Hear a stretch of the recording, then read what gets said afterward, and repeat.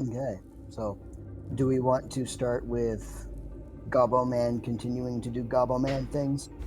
I mean, last I checked, you all were settling in for the evening. Ah, So just go and pick wherever you've decided to lay down for the evening. yeah. Seems like a good place for fireplace things. So I'll just draw.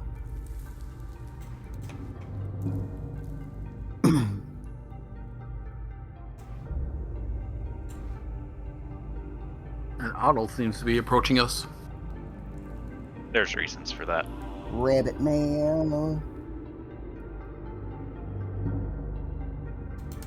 Reasons that will be addressed as soon as everyone wakes up. Hold on. I got it. Everyone has to get situated first. Get situated. Yes. Take a big old situate.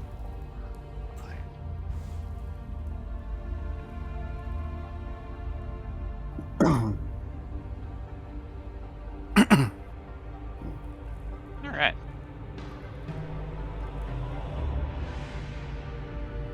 So, as you all begin waking up from your evening, Thorgrim, you feel someone standing over you, and as you wake up, you discover that Thaniel is standing over you, staring directly down at you. Oh, morning. Hello. You want something? I am watching you sleep. Why? I find it interesting. Have you never seen a dwarf before? I have seen many dwarves. I have killed many dwarves. So why me specifically? Not you specifically. Can I insight to figure out why he's interested? Sure. Okay. He seems fascinated by you sleeping. Why are you fascinated by me? I am not fascinated by you. Is it my hammer? Is it my bear powers? What are you fascinated by? You not being asleep bothers me.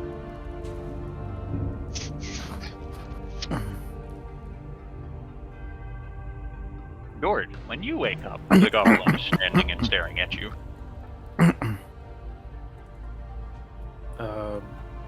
Hello, Thaniel. Greetings.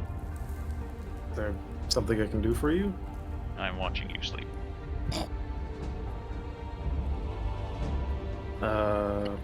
Okay. Any reason as to why? Did you want to ask me something, or? No, I do not sleep, so I find the act of sleeping fascinating. Oh. Okay. Is there anything I can help you with? No. Go back to sleep. I will keep watching. That doesn't exactly help me sleep. He continues to stare at you. George is going to lie down, but then turn and face himself towards the wall behind him. Okay. Around this point, all of you will begin waking up for the morning.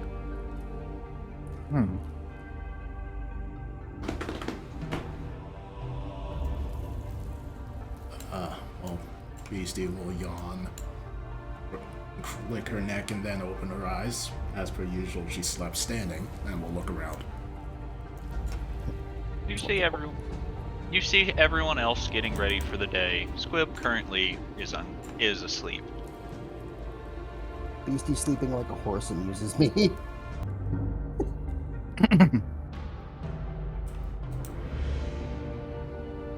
He's gonna walk on over, pull out some pots and a pan. And we'll just crouch down, position them over his head, and then bang them as loudly as goblinly possible. As soon as you attempt to do this, you see an ethereal fist appear, which smacks you 10 feet away. Ah! What was that? Bitch! She'll look around. Not see anything. Yeah. Must have been the wind. She'll go and try it again. As you approach, you get smacked away again. Ah! this time- fish-shaped wind. As you get knocked away, you actually get knocked 10 more feet backwards.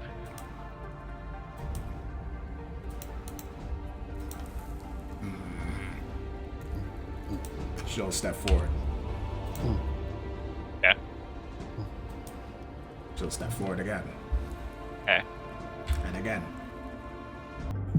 Ethereal fist knocks you back. Squib!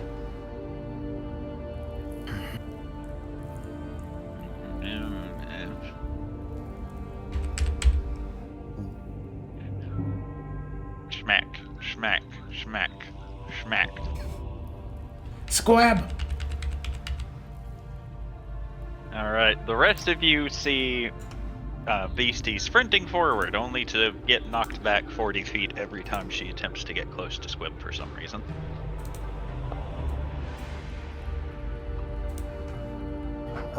Fulgrim's gonna look over at Daniel. Is he doing anything? He is currently watching George very intently. Okay. Strange. Would have thought he was trying to keep Beastie away from his dad, but Daniel doesn't care about that sort of stuff. Weird. George will wake up and see what Beastie is doing and see Thaniel and just be like, shouldn't you go help your dad? Why? It appears as if someone's trying to disturb his sleep. And? Want to go help him? No, I do not find his sleeping fascinating. What's different about my sleeping? Yours is calmer. His is filled with night terrors. Aww. He doesn't understand nightmares. Wait, could He you doesn't see what I was understand dreaming not about? nightmares. What was that, George? Oh, George is like, could you see what I was dreaming about? No. Oh. Huh. Have you tried watching anyone else sleep? I attempted watching the dwarf. He kept pestering me with questions. Oh. George kind of just sits up and leans against the wall again. Well, I don't think I'm going to be sleeping anymore, so...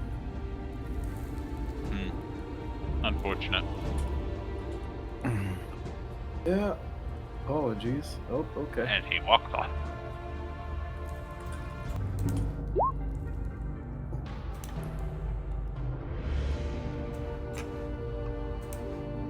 And as you watch Thaniel walk off, Beastie continuing to get knocked away from Squib, he goes to Scalodius and proceeds to stare down at him now. George will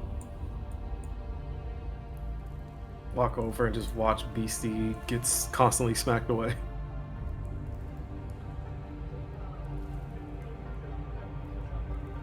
She is not stopping. She is continuously yelling Squib's name in an attempt to wake him.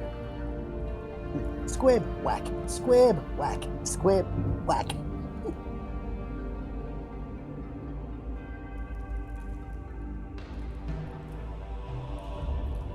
Oh, it'll awaken. We'll sit up and stretch.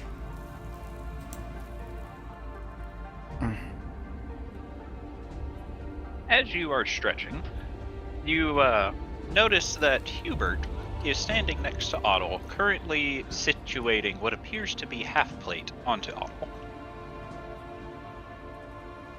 Ada looks over. What's that about? I am currently fitting Otto to try and figure out what best armor would be better for him. Good idea. I agree.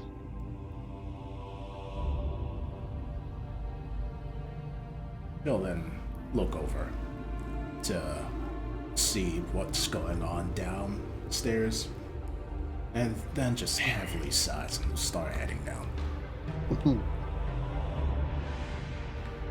I also have a sword. She pauses. Did you get a sword? Did you make it? No, I gave it to him. Which sword did you give him? One of the spare ones. You have many spare ones. Correct. Alright.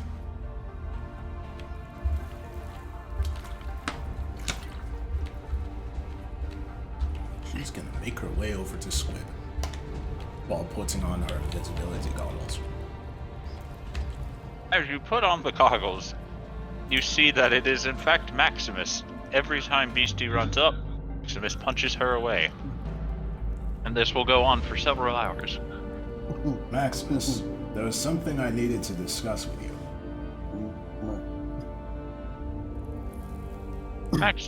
Maximus will look to you before looking to Beastie as she approaches. Beastie, roll a wisdom saving throw.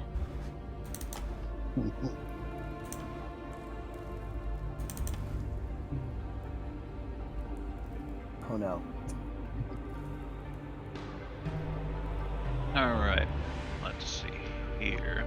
Alright, so Beastie, you fall under the effects of Hold Person, and Adel, you watch as Maximus palmed Beastie's head, picking her up before wrapping one arm around her throat and twisting one of her arms behind her back, and then very calmly looks at you as he just holds her paralyzed. She takes a moment to just see this, then we'll look back to him. Alright. Are you aware of what your body is up to at the moment? Your corporeal body. Maximus will shrug. Well, after your spirits left your corporeal form and seemed to attach itself to Squib, your body was prayed to anyone to save it, and it was rescued by a demon lord. His name starting with X. Maximus will watch you. At the moment, he being your body, though it seems like he himself is his own person, he has a grudge, or rather, I guess the opposite of a grudge, but liking for him. And she points over at George. He has tattoos on his body, which your body is using to track him, and will be arriving in about 7 days to fight him.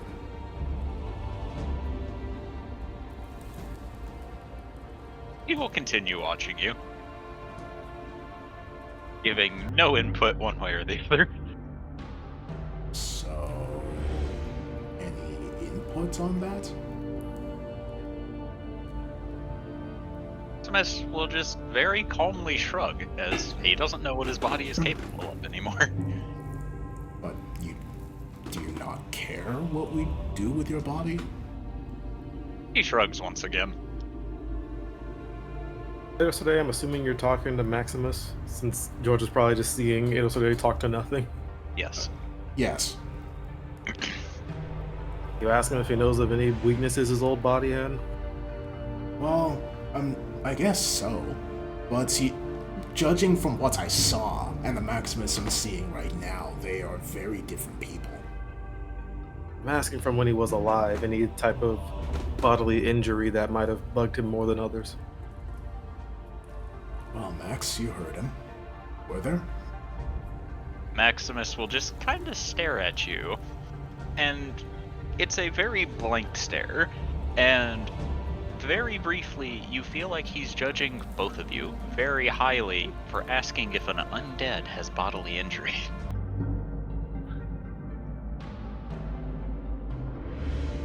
I didn't think it was undead necessarily. Maximus will just one eye goes half closed, and he gives you a "the fuck you mean" kind of gesture. Okay, let me be more specific. Where was the injury that caused him to have to actually pray to be saved? Like, what was the injury that caused that? Yeah, what exactly did kill you? It was Rashi, wasn't it? Maximus will take a thumb, point it where his heart would be, and then will make a grabbing motion of pulling, as if he's telling you that his heart got ripped out. Jeez. Yeah, that seems par for the course, given what we saw. And what was it? His heart was ripped out. Well, I don't think I'm doing that. Well, you kind of have to, given that's where the necklace is. Yeah, that's true, but it's literally implanted into him. So I have to figure out a way how to get it pulled out. My guess is to just use a lot of strength. Either that or... You're just gonna think to himself for a moment. The amulets aren't a curse, right? Like, they aren't, like, cursed? The amulets are very cursed. Well, no, but he can't separate the curse from the amulet, can he? No. Okay. And it's not like the body has a soul that can be split in two by the swords, neither.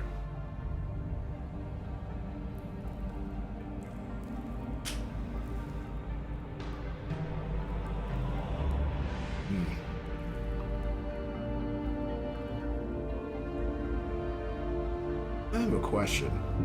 If your spirit was somehow returned to your body,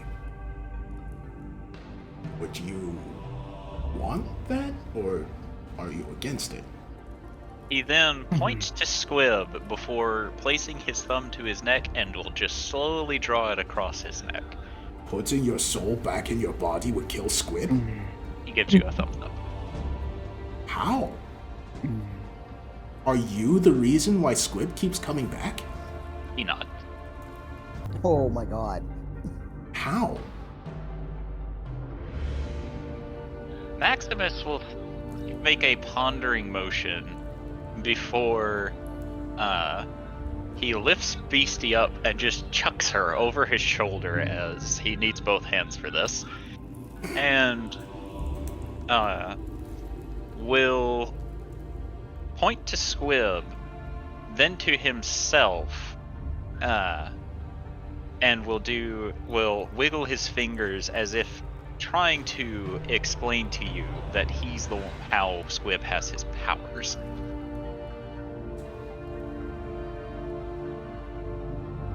Oh, right. I remember Squib mentioning something like this. It's similar to a warlock on his patron, isn't it? He gives you a thumbs up. Okay, now I understand. Well, I guess if that's the case, then putting you back inside of him, inside of your body, is a no-no. Alright. Well, I guess if you have no worries either way about what happens to your body, I just figured it might be important to let you know. You see Maximus's lips vibrate a bit, as if he's making the poof noise, laughing at you for this. What is so funny? He just stares at you, as there is no way for him to play charades to tell you what he means. Spell it out in the air, like this, and she spells the letter S, like in the air with her finger. He snaps his fingers at you, and then will spell the word no. As he cannot be bothered to do that. Okay, never mind then. And she's gonna look over to Thane. Daniel is currently staring down at Scalodius. Daniel, Yes, why are you staring at Scalodius? I am watching him sleep. Why? I find sleep interesting. Okay then. When we fought you, there was some strange being there as well. What was that? my patron. What are they called? It that whispers. They're called Whispers? It that that whispers. whispers. Can I speak with it that whispers? If you wish to become its warlock, yes. And no other reason will allow it to speak with us? It cannot communicate in verbal communication. Well, how can it communicate then? It enters your mind and gives you images to work with. And it only does that with its warlocks? Correct. Are you willing to act as a messenger for it? No. Fine. Well, what can you tell me about it? It is my patron. That is all you need to know. Okay. And she'll head over to Chronicle.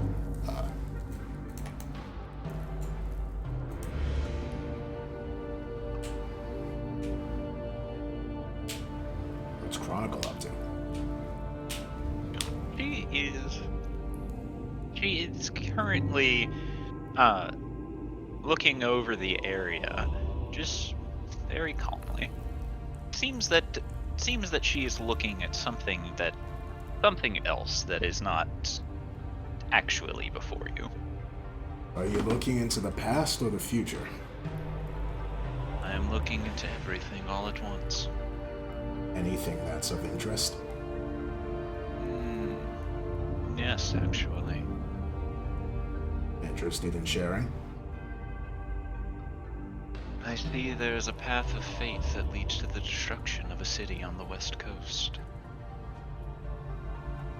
Ayla's gonna pull out her map real quick. Let's see that. I don't think we know of any cities on the west coast unless I'm misremembering. You definitely are. Alright, let's see.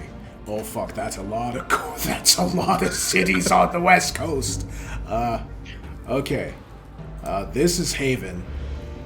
This is Zardak's place, I think. Okay. She'll look back to Chronicle. What's going to happen to... Is it Zardak City? I don't believe so. Is it Haven? Is that what it calls itself here in this time? The one that's led by a bunch of angels. Yes, most likely. I see a lot of angels in the fight there. What path of fate would result in the destruction of Haven?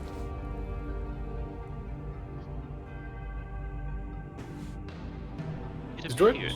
hear this as well? I don't see why you wouldn't. Okay. Just gonna sit there then and listen. It appears. It appears as if there is a instigation that goes on there. Firstly involving the drow, and then the lizard folk, and then accompanied by a fourth band. The ensuing chaos causes it to erupt into the streets of the city. The drow, as in my people? Those drow? I am unaware of which people are yours. The invading drow that aren't from this realm. I am unaware of which drow those are. You make a lot of assumptions. I am not omniscient. Well, what did the drow look like? It looked as if they had sent slaves in first to act as fodder to the ammunition. She clenches her fist. So, you said the drow and the lizard folk. They are not working together by any means. The lizard folk attacked anything that moved, as did the cult when it came along. Was Rashi there? Yes. Why was Rashi there? Do you know? I am unaware of his reasonings. And the cult. What would the cult want with that place again? There are Well- many reasons. There are many reasons for the cult to be there. Oh. There's Alright. an amulet. There's an amulet of a demon lord, as well as many, many artifacts. What would they want with the Amulet of X? It grants great power. Why would they not want it? He asks, only looking to you. Fair point. I thought we had an agreement with them that we would focus on the puppeteer. Why would they be attacking Haven? Unless... No. It was only the Rifter that's agreed. It might be that the other cult members still aren't part of that agreement. Alright. Thank you, Chronicle.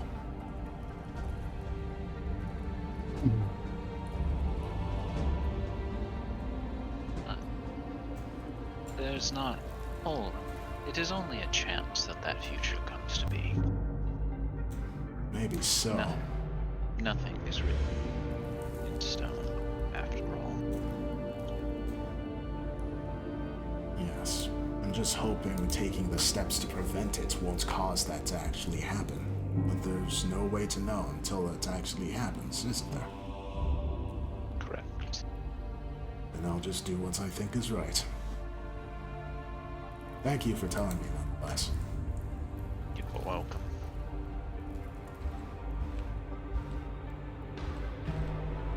Let's go. Start heading over to George.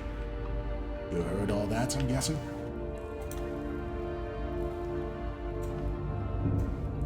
Oh. Good timing.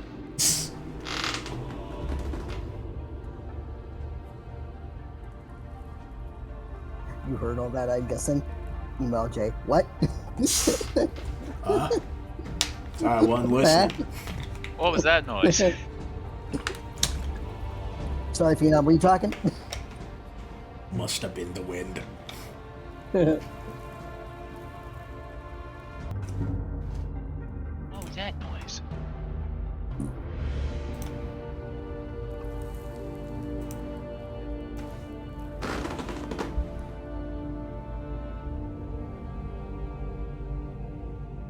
Do we wish to pause? We can have other actions going along while we wait for him to come. Okay. I do have something I want to do, but I would rather the entire group be present first. I'm just patiently waiting my turn. We can do your turn.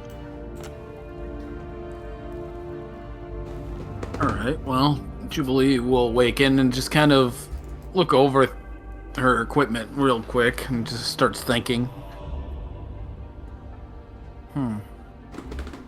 Maybe I can trade one of these in.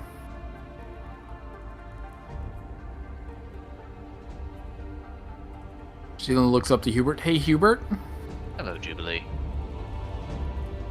Hey, you don't have any experience using a shield, do you? I do. Oh. I'm thinking I may need to practice with that more. Why is that? I don't know. It's something about the current fighting style I'm using doesn't seem to be working. I think I need to switch it up. If that's what you think you need to do. And I'm gonna have to get my hands on a good shield then. Hubert will then very suddenly fling a shield at your feet.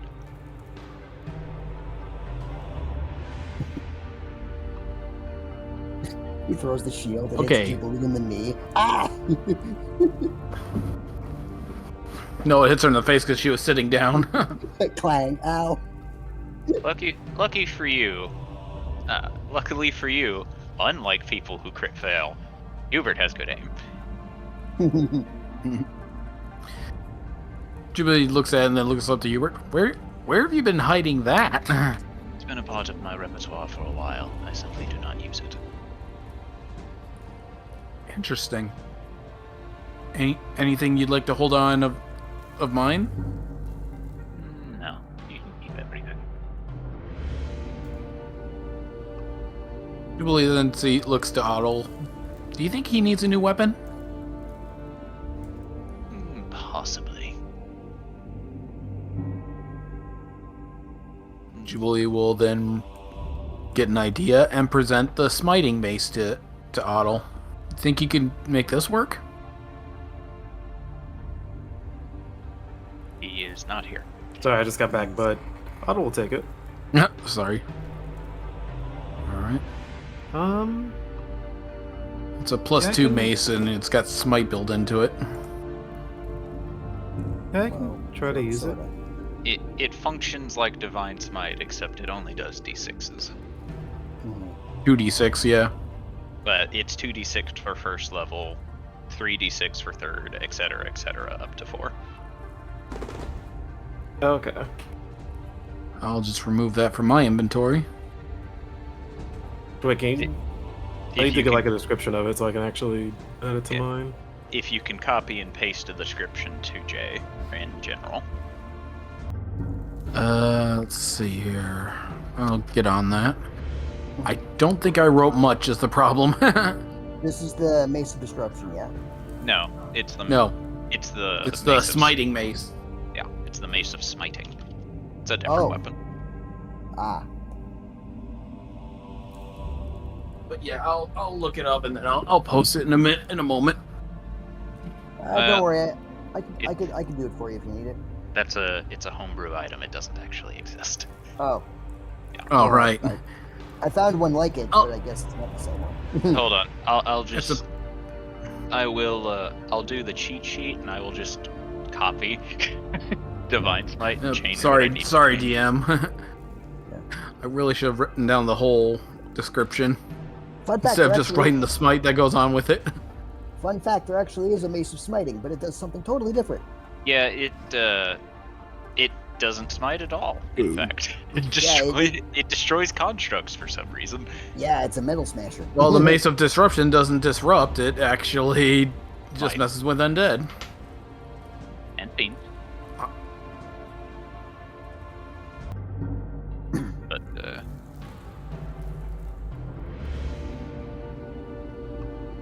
I'm almost done. Okay, don't worry. There you go. And it is a +2 mace. Got it. And as for the shield, what kind of shield is it? It's just a basic shield. No extras. Okay, so just a +1 to the AC. Got it. Shields start at +2. Right, sorry. The reason I'm picking this up is because I took Protection Paladin, so I can actually... Well, I need a shield in order to use the abilities for it, so... You what? Figured Jubilee could use some extra AC as well, so... So yes, Protection Paladin is in Jubilee's repertoire now. You have a level of Paladin?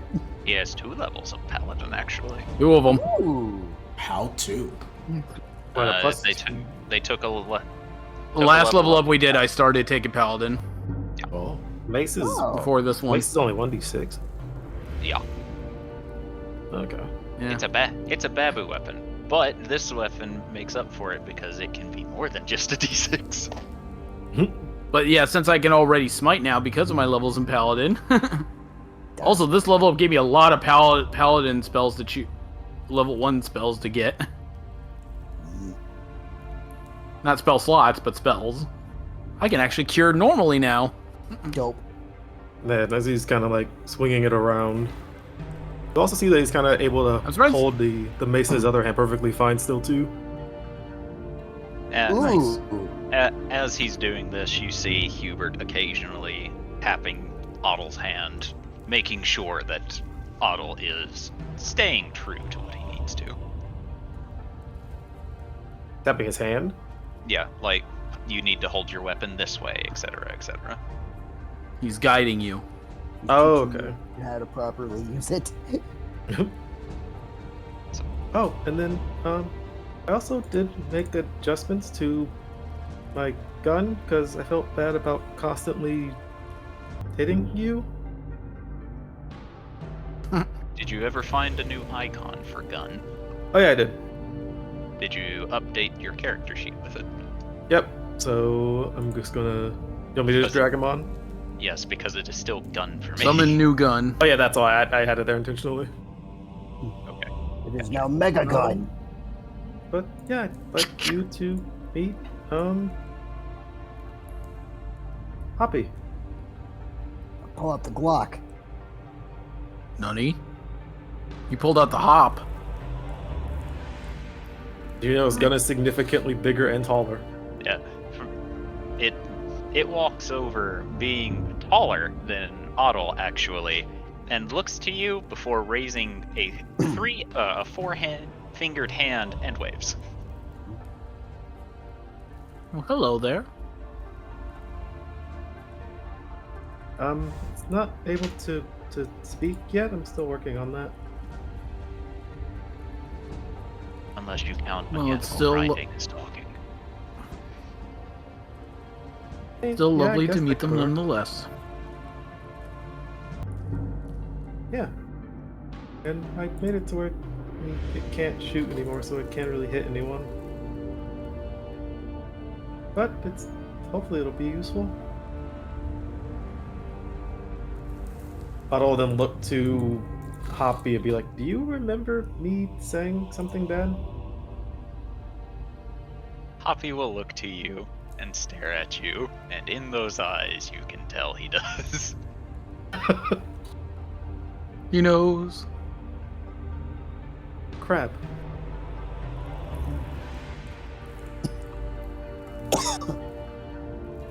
Oh, okay.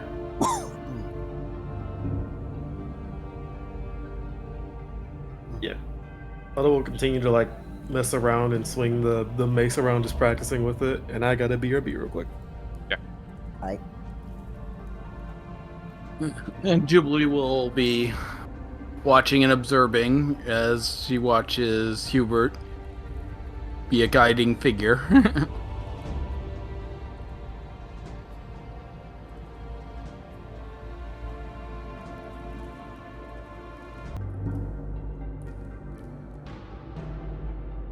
Scalodius.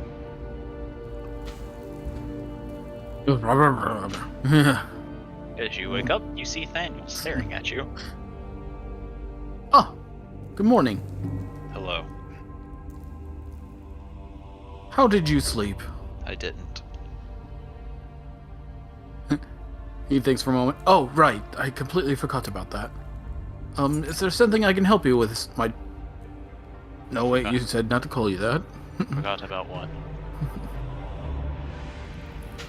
Yeah, never mind. You Anything I can help you with? You are unaware that I do not know how to sleep.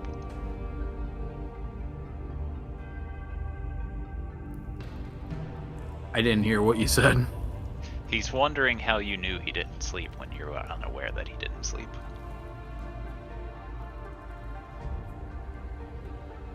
You seemed like you had slept enough for a while. I can only imagine that you had some energy to burn off, I suppose, and weren't tired. I do not sleep.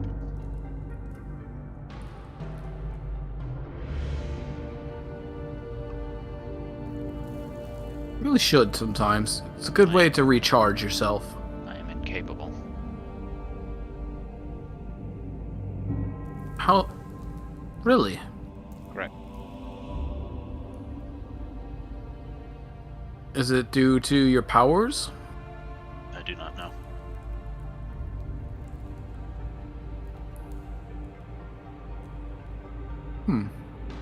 Have you ever considered meditation? I have to meditate in order to contact my patron. I guess you could think of sleep as a longer meditation. If you ever have problems sleeping. I will not. Nor do I have problems sleeping.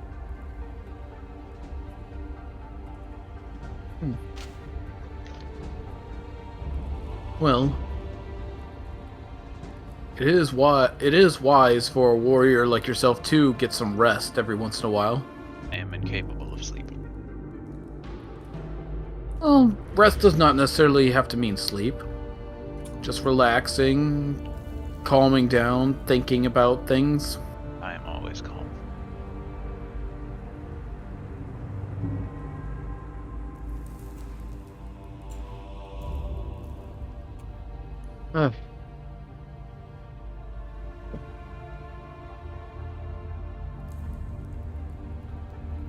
Well, perhaps I'm not the best one to be giving advice on such things, but perhaps you should consider what outside of fighting do you like to do? What do you mean? You get enjoyment out of anything. I enjoy watching people sleep. Why is that? I am incapable of it. So you desire something that you yourself cannot obtain. It is not a desire. I do not wish to sleep. Then- I simply find it fascinating. Find it fascinating, yet you have no desire to do it yourself. Correct. Interesting. I do not need to do it myself. You ever considered studying someone's sleep? Learning more about it?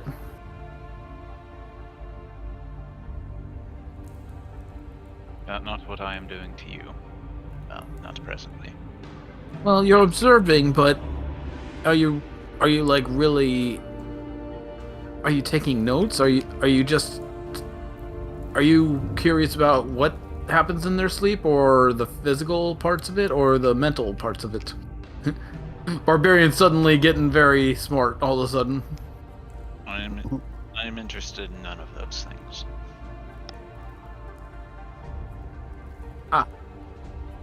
Well, if you'll pardon me, I do have morning prayers to get to, but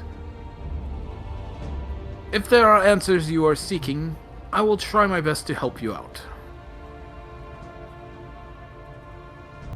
He watches you for a few minutes before walking off.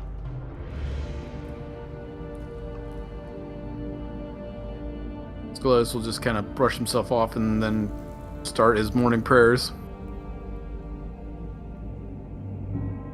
Feeling a little more heartier than usual, too. Lord Drackle, I believe it's in your will for me to be your ever-standing warrior. In these desperate times, I suppose, I must thank you for all these gifts you bestow upon me.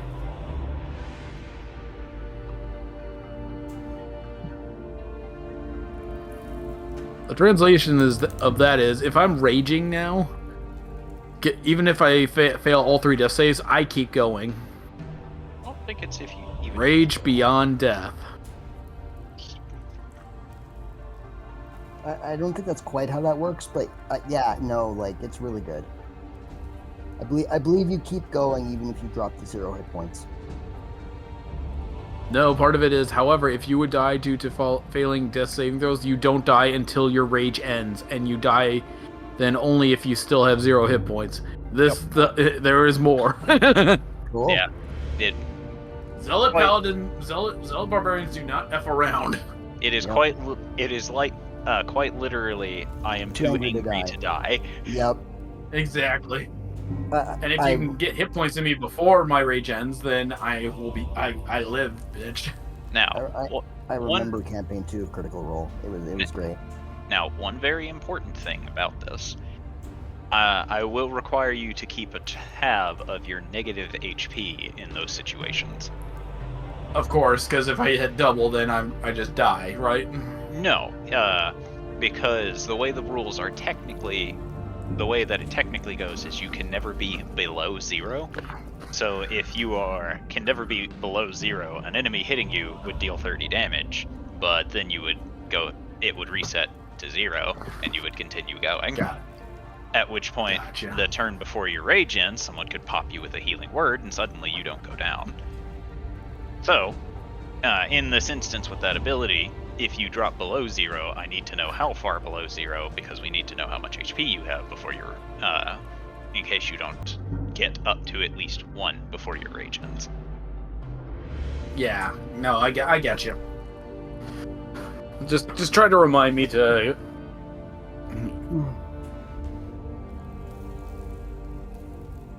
But yeah, I just figured I'd go over that new mechanic for Scalodius, where he's like, "Let me take the brunt of it." There's a reason you let him take the brunt of it. Besides, if you need to res him, it's not that hard actually, because his abilities make it so you don't need materials to use resurrection spells on him. Oh shit. That's like a 6th level, a 3rd or 6th level ability for a Zealot Barbarian. Yes, That's fucking stupid. Zealot Barbarians. So that's why I'm saying, let me go in, let me go down, because it is easy to bring me back up. And now it's very hard to put me down.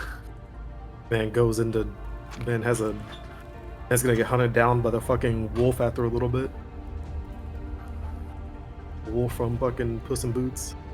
I am Death. Oh, hello, Death. I'm Scalodius. How are you? Pretty much, that's how that started. How are you doing today, my child? What? No. What do you mean? You're coming with me. You're dead. Nuh-uh. The fuck me, nuh-uh. 3 hours later, nah. Do we want to get back to the Adol George conversation? We can go there now. Sorry. Go ahead. Oh, I'll walk over to George. Guessing you heard all of that? I heard the beginning portion of it about the whole destruction of Haven, but I don't exactly recall what she said as to why that would happen. The destruction was not aimed at Haven, but rather was caused by multiple people invading it at the same time and fighting all each other, and the resulting, collateral damage destroyed Haven.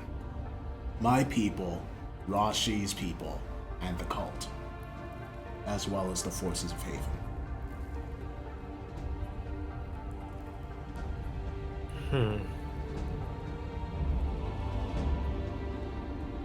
To kind of sit up and think to himself for a second. What would cause all of them to want to invade Haven at the same time?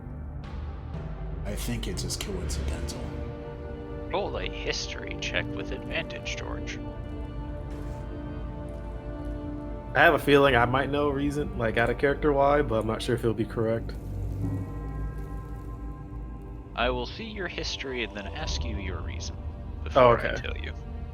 Alright, what's your reason? I think the reason is because, one, Adol Sardays people just want to invade it. And the second reason would probably have been because of the amulets that George has an idea of, like, sending them all there. Or wants to send all the amulets there. Or there's already is an amulet there. Unfortunately, you didn't roll high enough on your history to know of any other reasons. You don't roll a history? You're not from this plane. Oh, okay. The only 2 reasons I can predict as to why is 1, your people just want to invade and take over places. 2 is potentially the amulets. And whatever potential magic artifacts could be there. A 3rd. Oh, that could also be very bad. What is it? The Redeemed. The Redeemed? What about them? If there's a process to essentially making an army that you can just continue to create infinitely, do you not think people would want control over that? Perhaps. If I remember correctly, that's what the cult was attempting to do before we foiled that plan. So, they might be trying to go for it again. Exactly. And Flames. That's oh shit, Rashi's people. Oh, it just clicked. What? There's a dragon in Haven. Crap, I forgot. You're right, there is a dragon in Haven. Well, how would they find out about the librarian? Does Rashi have a... Can Rashi sense dragons? I don't believe so. The only person that knew about the other dragon was Mark and Tempest. Unless someone leaked to him that there is a dragon in Haven. The only person that would have the chance to do that would have been Supreme, and I doubt he would do so. Yeah, but there's also other ways, and it's easy to kind of just infiltrate Haven sometimes.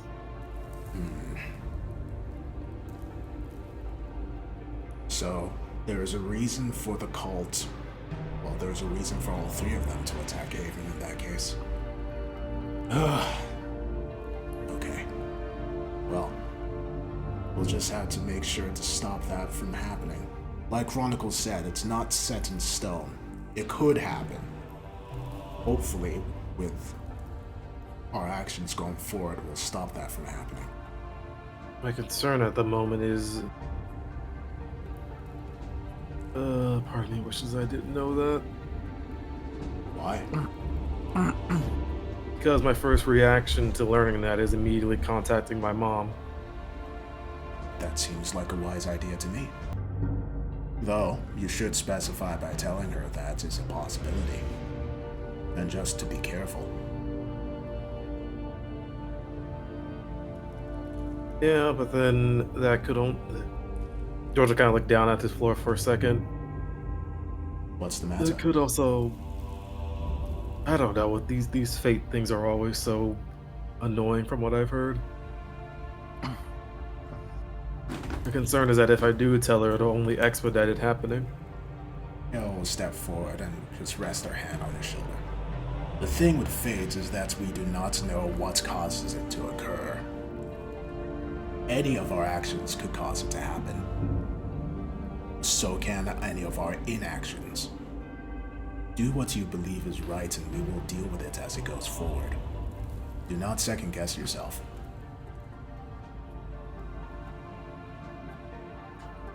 Ignore the idea of fate and just go with this. And she'll just like tap her fist against his chest.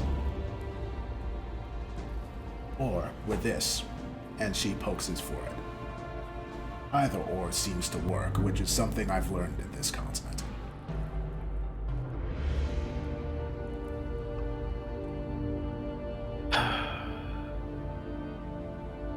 Alright.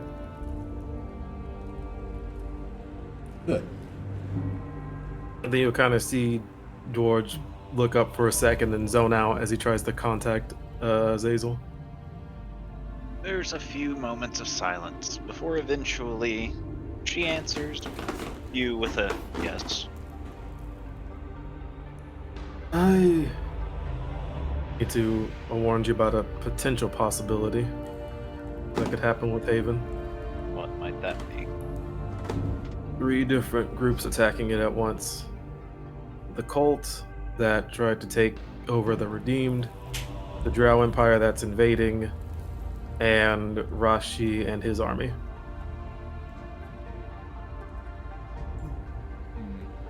It's a possibility that all 3 could attack at the same time, but it's not set in stone. That would not bode well then. But we will make preparations how we can. Okay. However, if anything does happen, then I think the best priority would be getting rid of what's causing that army to attack. Or what could cause that army to attack. If we can figure that out, we shall. But for the time being, I can tell you why all 3 of them are going to attack if my theory is correct. then by all means. Rashi hates dragons. The librarian is a dragon. The Drow simply want to take over the Empire itself because of how powerful Haven is. Eventually, they'll probably send in people to attack. Start with slaves or people that they think can just be used as cannon fodder. The cult itself are after what makes the redeemed the redeemed. At the moment, the biggest threat out of all three of them, in my opinion, is probably Rashi himself. Because he can create an army. I've seen him actually raise a dragon from the dead as well. Wonderful. And I'm noting, if you're able to get in contact with the librarian, I'm pretty sure Mark has already told him about another dragon that she can go to.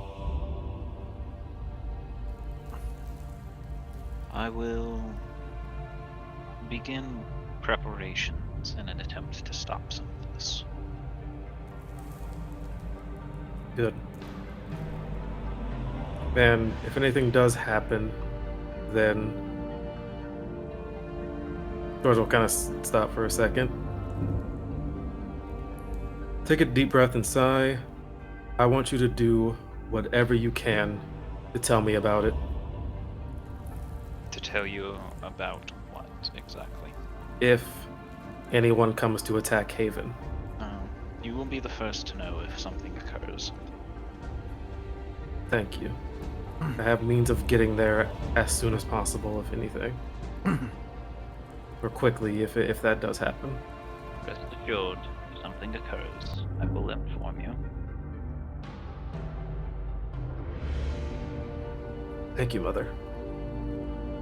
And thank you. Be safe. You too. And we'll cut the call. Okay.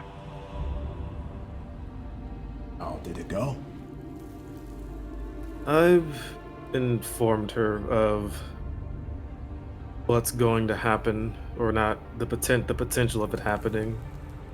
And I gave her the best course of action that could prevent it, that I thought could prevent it from happening. Very well.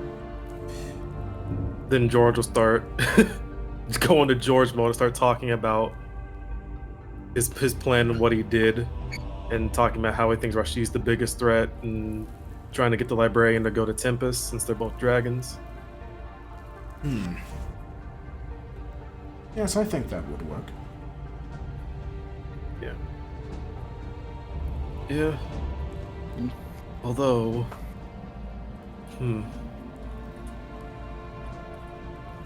if it is the case that someone told Rashi that the dragon is there, there's no guarantee that he'll stop looking for the dragon itself. There is a chance that he hasn't been told yet.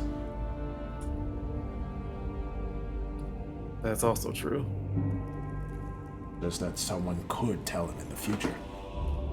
But getting rid of the dragon and proving that the dragon isn't there would at least be enough to get him to leave. Yeah. If Rashi is anything, he is not needlessly cruel. Not for no reason. That is true. If he can However, spend... the cult can also infiltrate Haven itself. We also need to keep in mind which parts of the cult we're speaking about. The puppeteer has gone rogue, and I don't think he has anyone that is alongside him. The Rifter is on our side and has agreed to not be attacking us nor our home. At least he's focused on the puppeteer. That only leaves the Sticks, or the Strix, whatever they're called.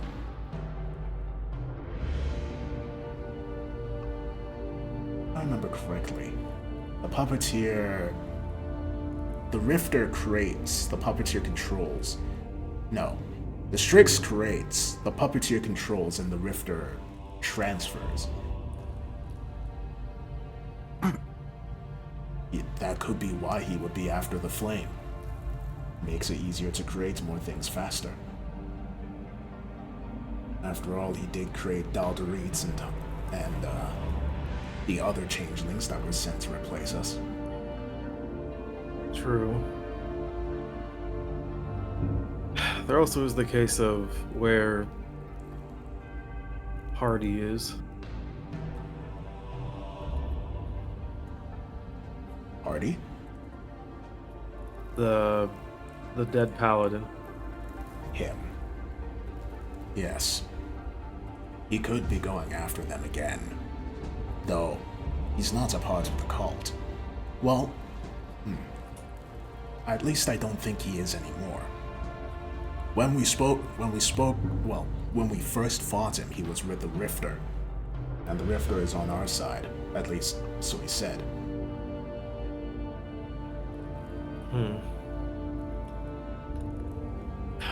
Part of me wants to risk something, but I don't know if it would work out. What do you want to risk? Scrying Hardy. If you can. I tried it before, but I was unsuccessful.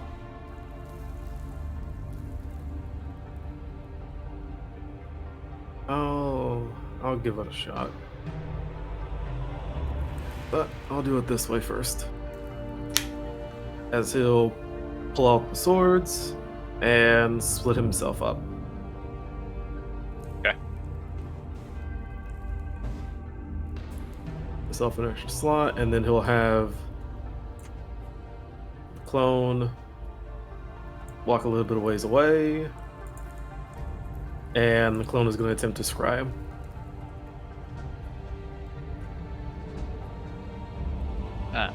As you attempt, your scry meets a barrier that it cannot go through, as it seems he is able to resist you from seeing him.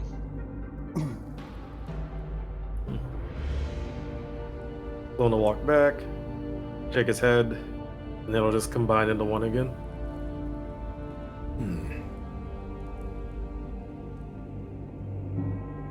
She'll think for a moment, then we'll think Xanthragon. I feel like he was just able to resist being found. No, like she's mentally trying to call out to Xanthragon to see if he's listening. Yeah. All of you will feel the air suddenly get colder as Adel, you feel as if someone is listening to you. Are you the one that, and she mentally says, are you the one that's stopping George from scrying the paladin? No. He's doing it himself? Unfortunately, anybody can resist being scried. Fair enough. I used to be able to till you broke my necklace, but that aside. Not quite what I mean. People can simply resist it. Fair enough. So, the paladin used to be linked with the cult, with the Rifter specifically. Yeah. Does that not interfere with your plans? No. How not? How would it? Well, they are a set of people that also plan on devouring the realm, did they not? Isn't there a bit of conflict of interest? It is not a conflict of interest, unfortunately. You see, the main issue here is that you seem to believe that I am incapable of handling them. But when it boils down to it, it's all a matter of who gets there first. If they get there first, my amulets will go to the next realm, and I will try again.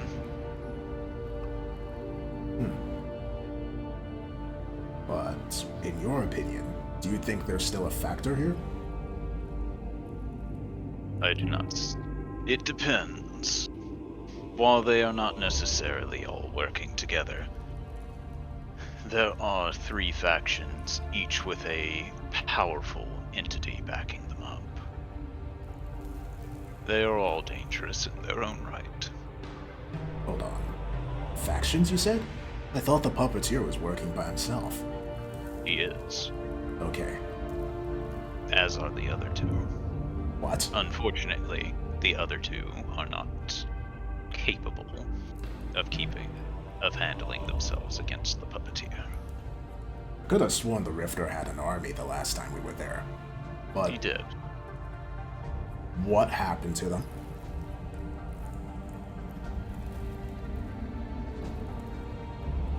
The same thing that happens to any group that has infighting. One group proves to be predominant. Well, hopefully that was the one that was on our side. So, the third one, belonging to the Sticks. What do you know about them?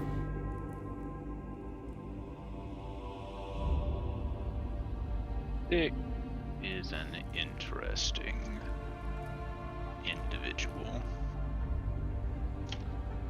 How so? They do not care if their plans succeed or fail. They seem to be simply getting enjoyment out of watching how things transpire. Wonderful. That reminds me of lots of someone else I know. Alright. So they're just doing it for the fun of it. But they're by themselves? Whenever you convince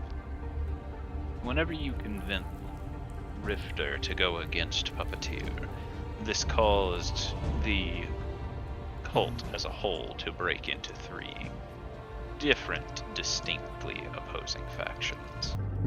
One that sided with the Puppeteer, one that sided with Rifter, and the others that went with Sticks.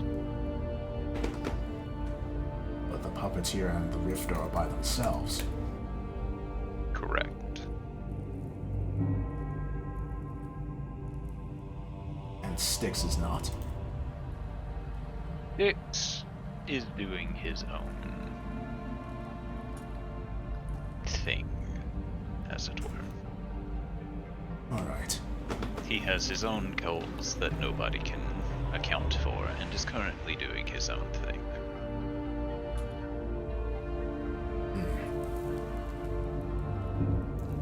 Do you know where he is? He hides in the realms between when he is not on a material plane. Doesn't the Puppeteer also do that? They all do it. The realms between seems like would be the place to go to directly confront them, though it doesn't seem easy to get to. Nor is it a safe place to exist either. I could imagine. Last time we were there, we almost died. Not only that, but the longer you stay there, it does eventually eat at your essence. How long do you think we would survive there? Without the protection of one of the entities that live there, not very long.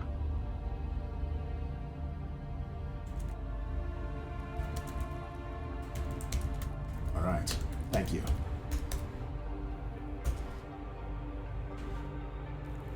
I guess I'll speak with you another time, Xanthagon. Of course. He then looks back to George. Before you panic, I'll let you know. I just finished speaking with X. I assume that you were speaking to him by you literally saying his name aloud and then proceeding to stare into nothing. She thought that. She didn't say it.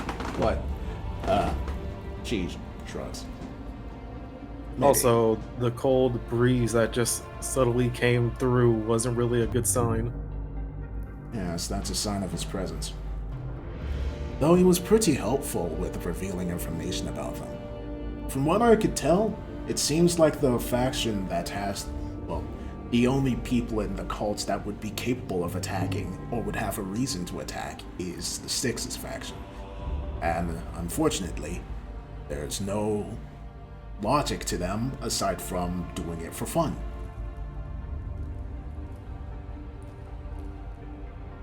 Oh, great. They're like squib. Squib? Oh, sorry. I was thinking of fucking. Not squib. They're like. What's his name? Tauntaun? Yeah. Yeah, that's my thoughts exactly. But either way, I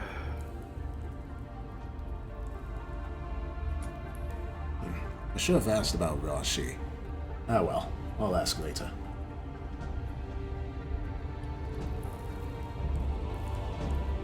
Anyway, we should probably continue on our mission. The sooner we get rid of my Empire's presence here, that reduces how much chaos would erupt in Haven if this attack does happen. And what do you think is the best course of action to do that? We return to the king. We give the relics that we found from that dungeon. We get friendly with him. Eventually, we persuade him to either hand over his child and the sword, or we steal it. You want him to hand over his child and the sword? Yes. Did I miss something? Why can we not just get the sword? Because the child is potentially kidnapped, and I dislike the idea of leaving a kidnapped child.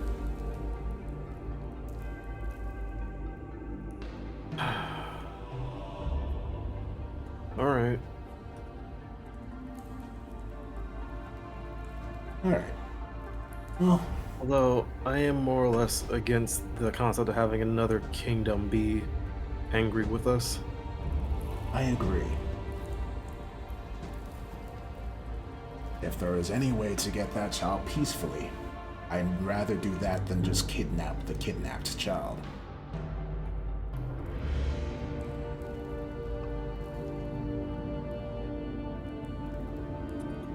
Alright. But knowing our friends, I do not think that they would be happy with leaving that child in his care. Is there anything wrong with the child when we saw him?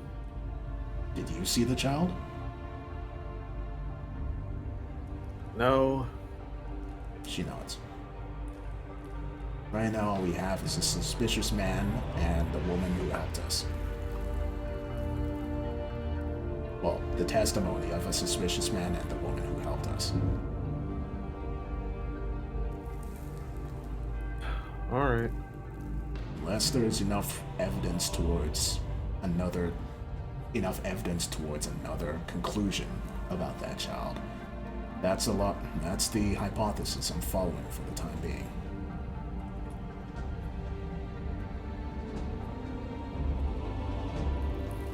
Okay, but we do that. We try to do it as sneakily and stealthily as possible. Of course, diplomacy is always the first course of action to take.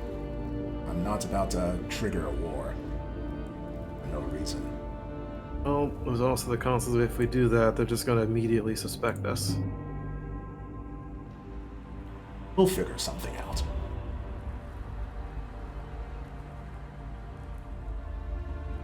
And she'll look up at the ceiling, where I think there was a hole in the ceiling, wasn't there? Yes. Alright. Okay. Well, I think we should gather the others and start getting going. Yeah. And Dart will do a good hop off the rock and just stretch and relax. And then just say, thanks for that, by the way. Of course.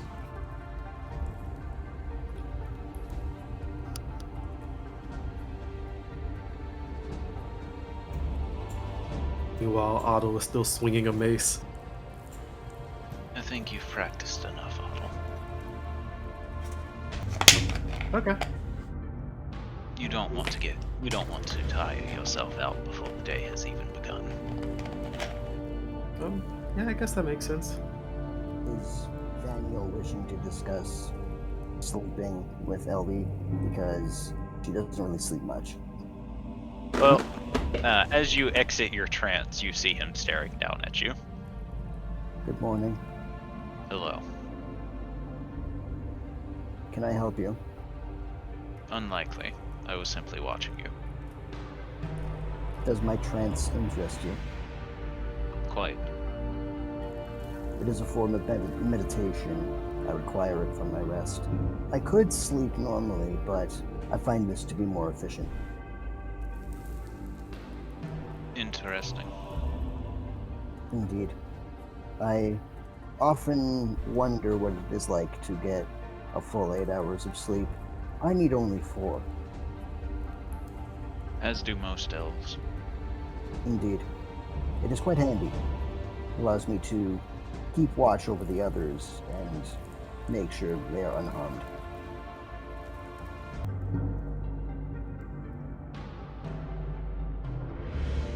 Is there anything you wish to ask me? No. Very well. I am going to begin preparing myself for the day's events, so you may watch if you wish, but I will perhaps be rather boring. What is boring? Not having fun or not interesting. I will be simply reading a book and reciting to my god. What is fun? That is... I suppose you would not know what fun is. Some mortals, some humans enjoy doing things, and it invokes emotion within them.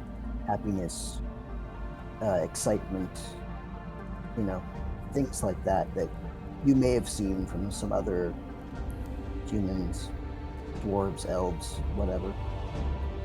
It seems pointless. It can be, but there are there's some uses to having emotion, such as keeping one's personal health in check.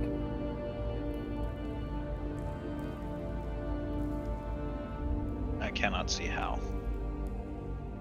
I suppose not, but some people find their mental health to be extremely important, and emotion, I'm starting to realize, is tied to one's mental health.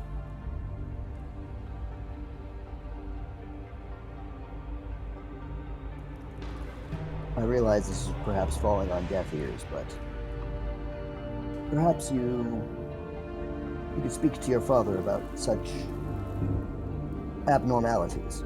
I do not see the point in that. Fair enough. But if you are ever curious, I would happily explain it to you. I am never curious. That is unfortunate. Curiosity is a spice that enriches and nourishes life.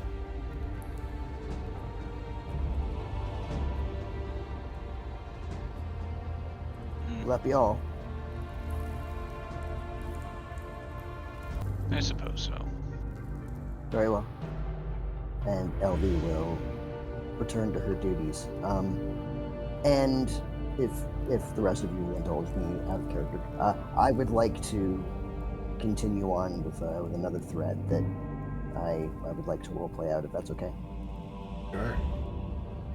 Okay.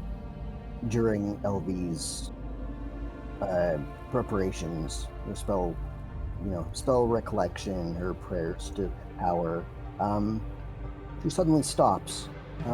DM, what's the weather like outside? Presently? Yes, presently. It is cloudy. It is an overcast day then? Yes. Perfect. LV will suddenly stop in her prayers and her spell recollection and will tense up. And it looks like she is developing some sort of a flash headache.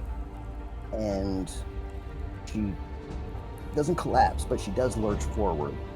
And the clouds above begin to part, almost like, you know how when the clouds part and form in like a circle just before like a tornado drops?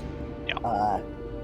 That starts to happen. Like there's a big circular part in the sky that starts to form, and a lightning bolt will strike the ground directly in front of LV, followed by another, and then one will strike her, and her eyes will flash with a the same bright bluish white that the lightning bolt had when it struck her, and her eyes will flare and her hair will wave about as if carried by a breeze. And just as quickly as the lightning happens, it subsides and the hole closes up, and she settles and takes a deep breath. Whew. That was something.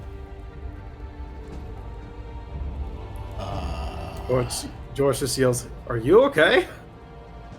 She turns to George and then just says in her normal deadpan voice, "Never better, thank you." Never better. You were struck by lightning. Indeed. Don't you indeed me in your deadpan tone, Gloom Hollow. Very well. Shall I speak in a slightly more jovial tone then? What was that? Lightning, Hubert says unhelpfully from where he's perched. Indeed. Gloom Hollow agrees. Also unhelpful. You two... Okay, you're just impossible. Well, I'm glad I guess Adel must be very shocked. Jubilee calls out from the position. Hubert, To punish her. Hubert will just very calmly look to Jubilee as if he's thinking of what to do. So Don't get too creative. There's a child around. What child are we speaking of? hear Otto sneeze in the distance. little rabbit sneeze. Because last time I checked, there were no children around. To answer your question, Adelsarde, it appears I have awakened to a considerable amount of power that I seem to have been missing. I felt oddly incomplete until just this moment. I see. Yeah, I was researching my spells, and I was praying to power. And as I was researching my spells, more began to appear in my book, suddenly, almost as if I had scribed them, but I had not.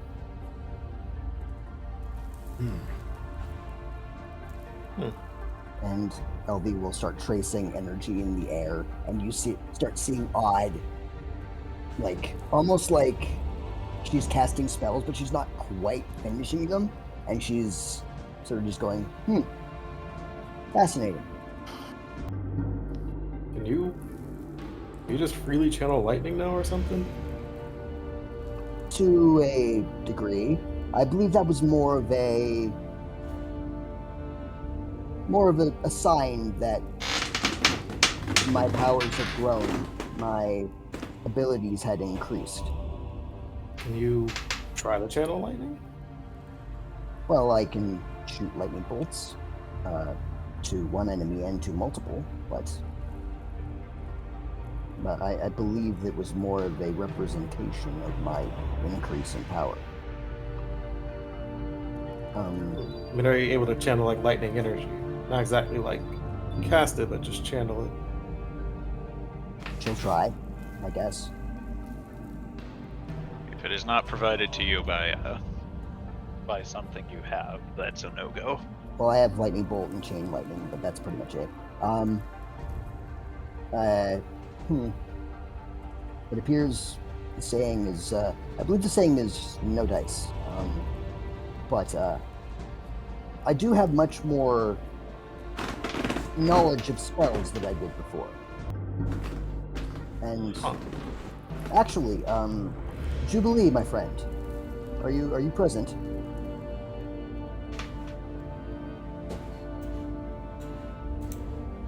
Cass.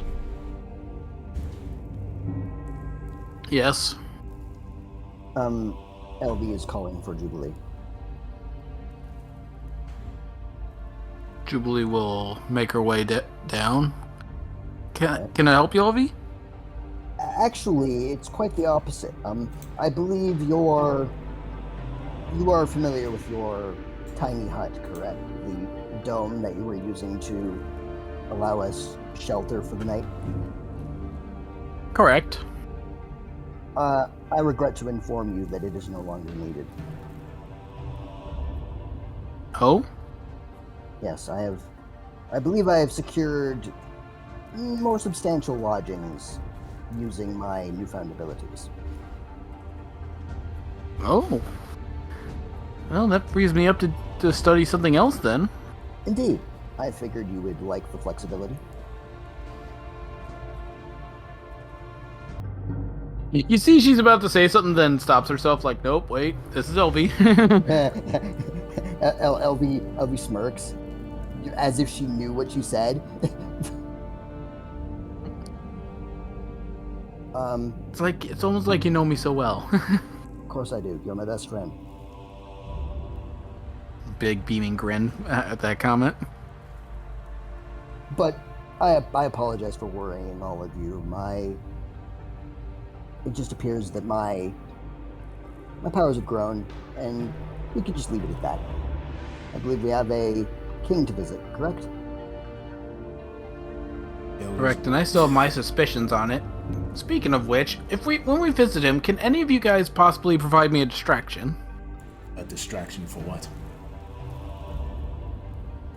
I don't want any of the mage types to see me try to detect anything on him. Wink, wink. Very well. Just say I've gained a few new abilities myself.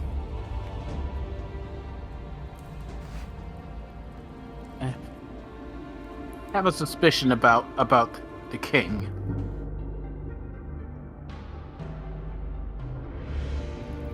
Very well. And again, no harm will come to anybody, but it will confirm this or debunk my suspicion if I'm able to get this off.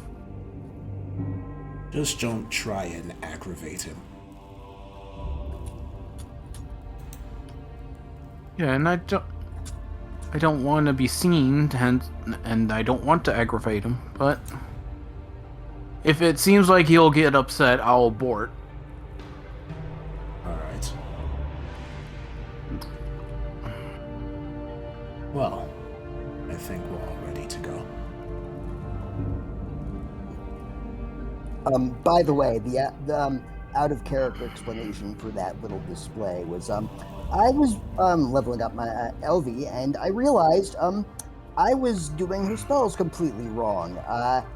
Apparently, I'm supposed to have, because Jor told me there was a formula, which is double level plus ability mod, and I was counting, and I was missing a certain number of spells.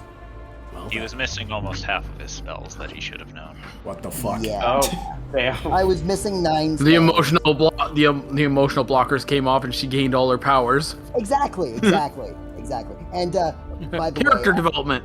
Hey, absolutely. And actually, one of the spells that I learned was Magnificent Mansion, so she can cast that now. Yeah, and if the DM allowed, that means I'll be allowed to switch out my tiny hut spell, huh? Yeah. Which is awesome, because I gained a bunch of first level spells, and I can do Cure Wounds now, and I can also detect magic and detect good and evil. Hell yeah. That's why I was Awesome. talking about the king. I got a suspicion about him, and if I do detect good and evil and one of those things proc, that might confirm my suspicions. I should explain it. Also with Otto, he's gone from Artificer to Battlesmith, so Ooh. almost some other stuff. Ooh. I mean, it's a thing in Artificer. Yeah. But, So you're going Otto- from artillerist to battlesmith. Pretty much. and he's been getting Hubert's help to learn how to do this. Yeah. That's how Jubilee's been getting help learning to do paladin things through Hubert.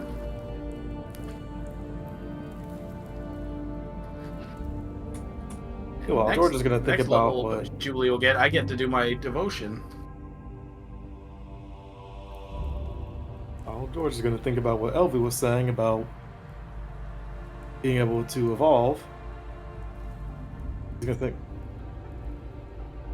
I'm gonna try something. May I kinda- launch? Sure. All right. As he kind of steps forward and aims towards this rock, and he's going to start to channel what usually would look like an Eldritch Blast, but rather than it looking like it regularly does, is going to start to glow. Ooh. And he's going to fire it at the rock as radiant energy comes off of it. Impressive. Fascinating. Is that clerical magic, perhaps? Neat. No. I just thought about how I can use my angelic flare and try to just turn my Eldritch Blast into radiant. Oh. Fascinating. That would be most useful if you can swap your ability to damage things on the fly, like I can. That's kind of what I was thinking. As Fantastic.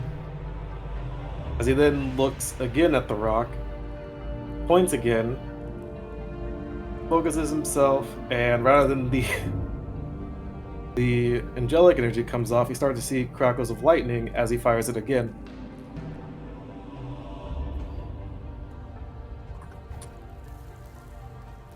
Wow.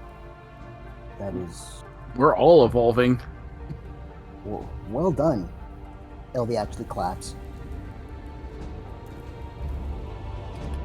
George will kind of look skeptical. Thanks. You're welcome.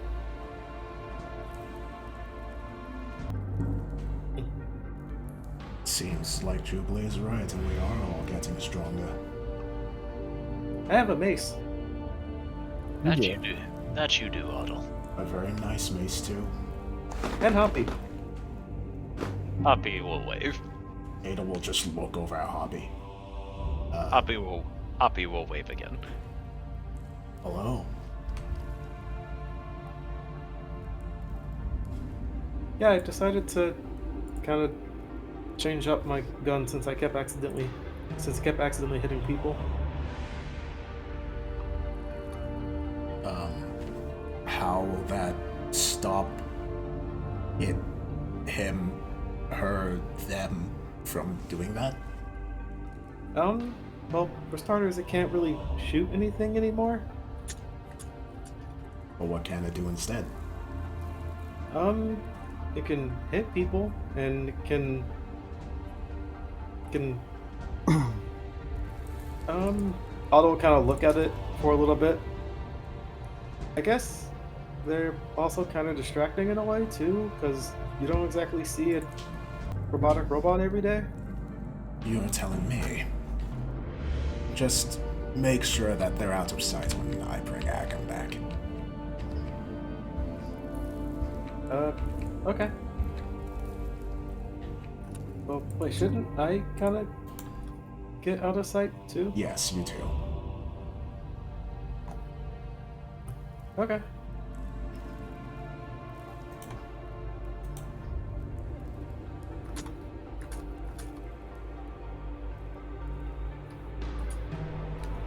So, I guess we should start heading back to the city now. Gather around, everyone.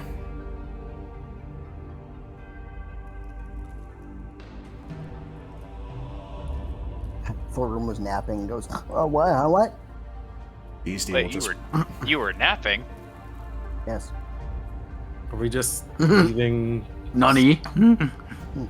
We're just leaving Squib here, or? Squib said that he wanted to look after his son. Oh. Then pro- George will we just should- point at Daniel. Ada will look to Daniel. A shame. He woke up again.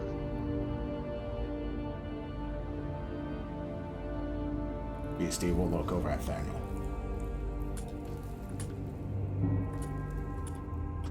A. That is a letter in the alphabet, yes. What you do to me? I do not understand your question. She'll turn around and point to her back. And on her back, there is the tattoos have changed now. Rather than just the typical lightning cracks, it seems to have formed into a deep spiral on the parts of her that Daniel punched. What this? You changed tattoo. I believe that is my punch mark. How you do that? I punched you. It feels weird. That's because I punched you. No, me be punched before. Punch did something weird. You have not been punched by someone like me before. What's so special about you? I am stronger than most people. She just squints and leans in close to look at him. He stares at you blankly. She leans in even more. George will just kind of say, he did almost knock you out in one punch.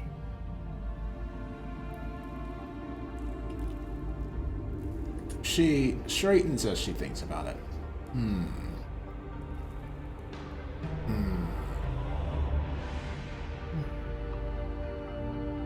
Me think you did something to tattoos. Me wonder what to do now. I do not know.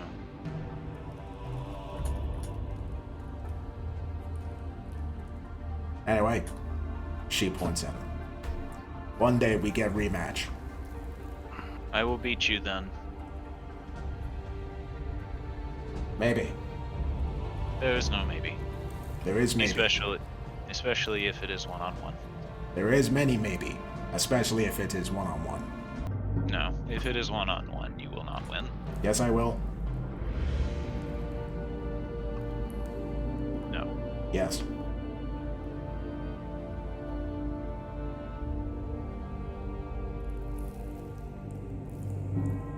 As He you just proceeds to stare at you.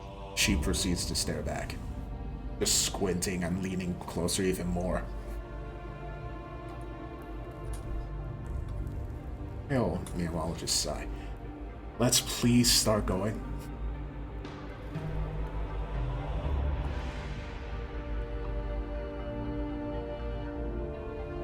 I am ready anytime you are. Alright. Yeah, same. Well, Adol will get everyone to gather around and hold hands, and she is going to cast Teleport, pushing Dark Ether into it to make sure that they're not dragged off course again. Here we go, being dragged off course again.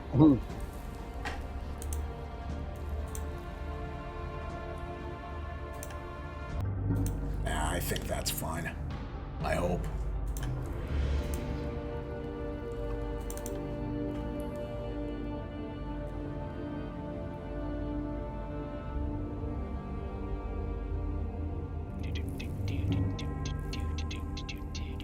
So, where are you teleporting? In front of the city that has the king and the golden statues.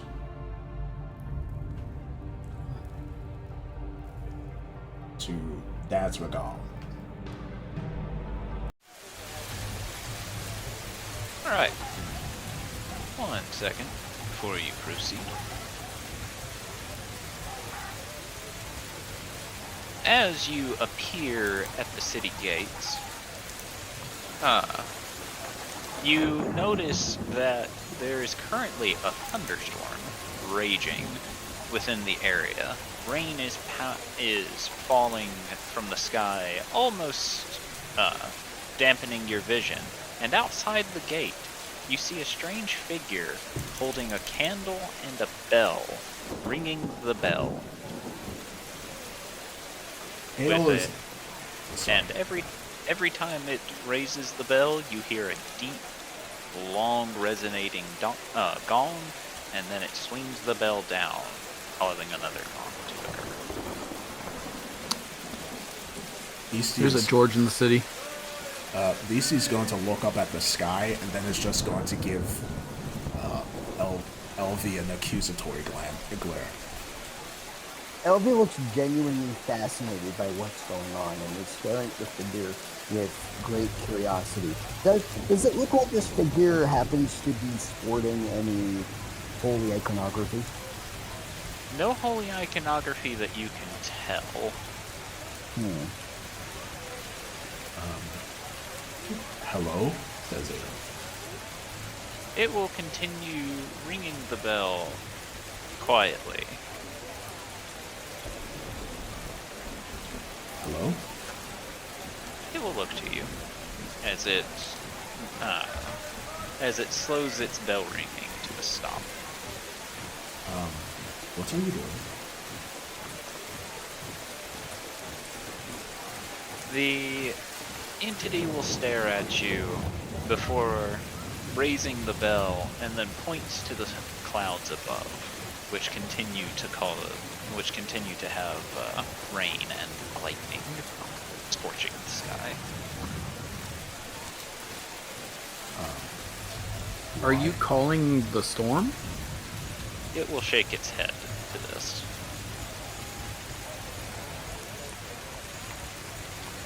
Are you trying to calm the storm? It shakes its head again. Does the storm have anything to do with what you're doing? It ponders this before... It ponders this and then slowly shakes its head no, as if it's not technically its fault.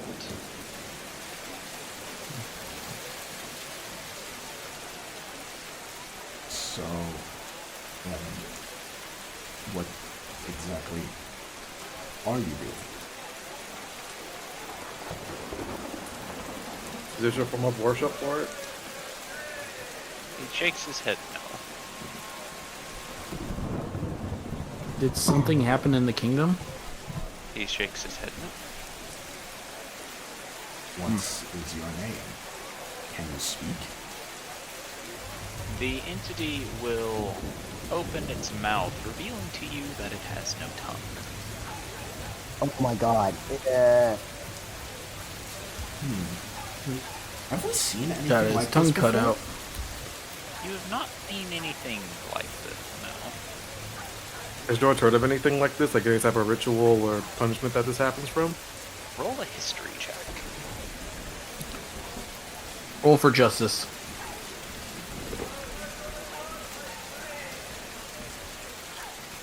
17. George, it is not a form of worship or anything along the lines. As you look the creature over, adorned in black robes, which seem to be religious just with no iconography, you begin to realize what this thing may be. This thing, as far as you know, is an entity called the Black Crier.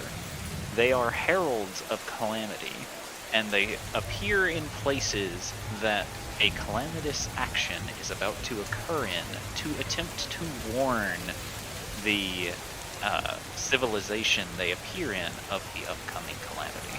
Oh no. George is just gonna, after look at him, is gonna say, that's not a good sign. What do you mean? They're pretty much heralds of calamity. They appear only when a calamity causing action is going to occur. And In order to be noted, they are not the reason the calamity occurs. They're not They're the a reason. warning. They're not the reason it occurs, but they're more like a warning for it. She looks to the herald and then points at the sky. You're warning the city about that.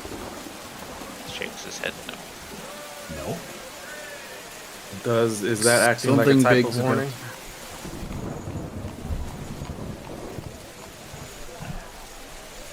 The herald will motion the bell to the sky again, as if trying to help you interpret that that is part of the warning. It is occurring because the action is coming. Where is it coming from? It shakes its head no. You can't say where it's coming from, can you? You guys can't tell if it's It probably doesn't know what the disaster. As Jubilee says this, it points to her. Oh, he doesn't. He doesn't know what the disaster is, just that one will happen.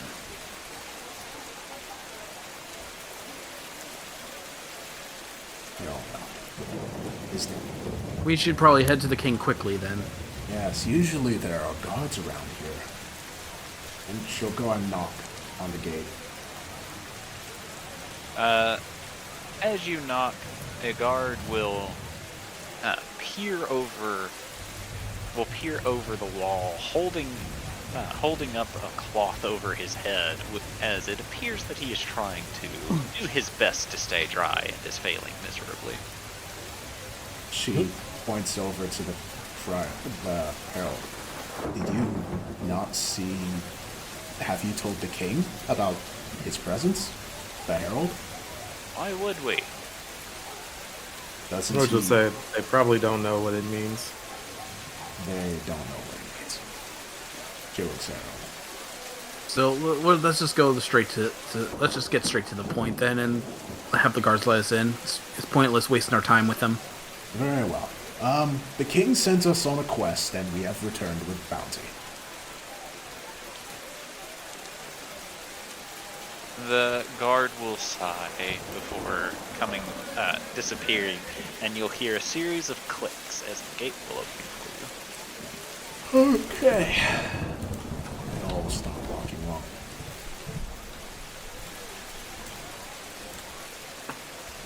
Jubilee is staying on her left side to staying close.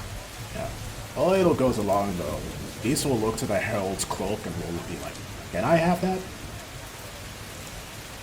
The Black Crier will ring his bell 2 more times before, in a flurry, you hear the swish of cloth as it somehow comes off of him and entwines itself around you in the direction.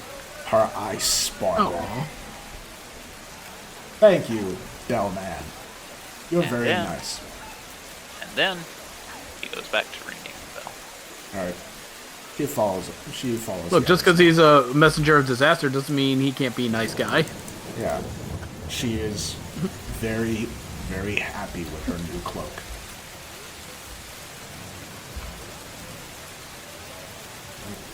And I'll head to the second gate. and Believe me, knock. while I was using the warm shirt she has in her inventory to try to keep herself dry.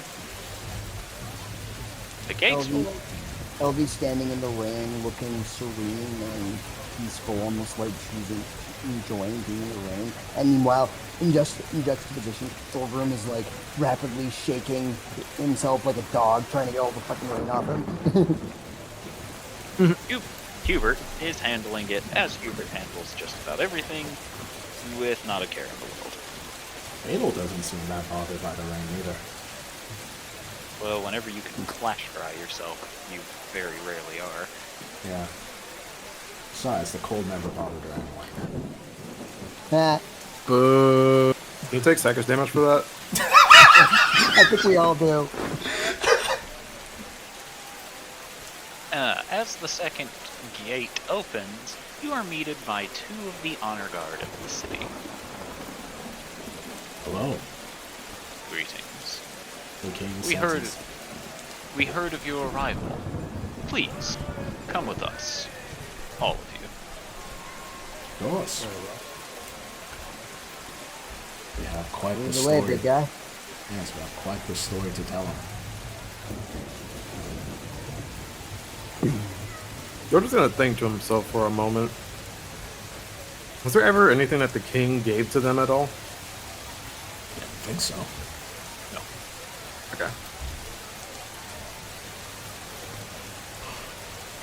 Go to this king Never normal. led. The king never gave you guys anything. He gave us a quest. That is true, but that's not a physical. And we completed it, I George is think. just gonna look around and kind of take a look around the city, see if he sees anything like out of the ordinary.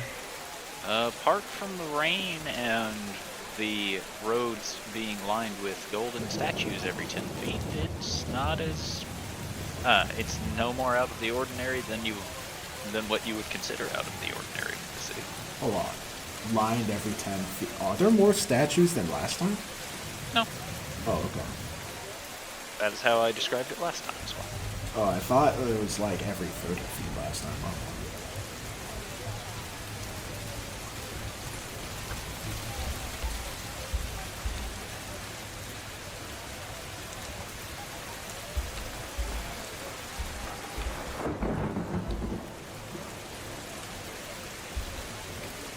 There's a wild George on the board. I have to get rid of him. I told you about that earlier, and you didn't listen. I wasn't paying attention. Clearly. Goodbye, wild George. You can't be here. You also... One problem at a time, as we come along.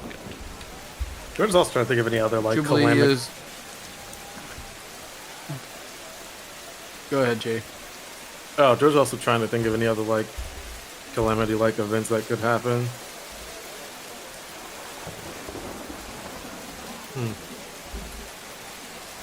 Jubilee's kind of looking around, seeing how people are reacting to everything, seeing if anything's out of the ordinary of this place. The streets are empty, as everybody with half a brain is avoiding the rain by being in their house. He's gonna think to himself Okay, that's at Or- least normal reactions. a second and a whisper to Adelsar Day. Do you think it's who we think it is? Who do you think it is? The names, You know- the person whose name sounds similar to a storm? No, I mean more. Well, no, but I'm talking about relatives and everything. No, I don't think so. Otherwise it would have happened already. Or it could be what we have 3 of at the moment. Oh, Well, we'll have to report to the king real quick to be sure. Time is of the essence. alright. Ada will look to the guard. I think we're here. Give me a minute. I have to figure out which map I need to put you all in.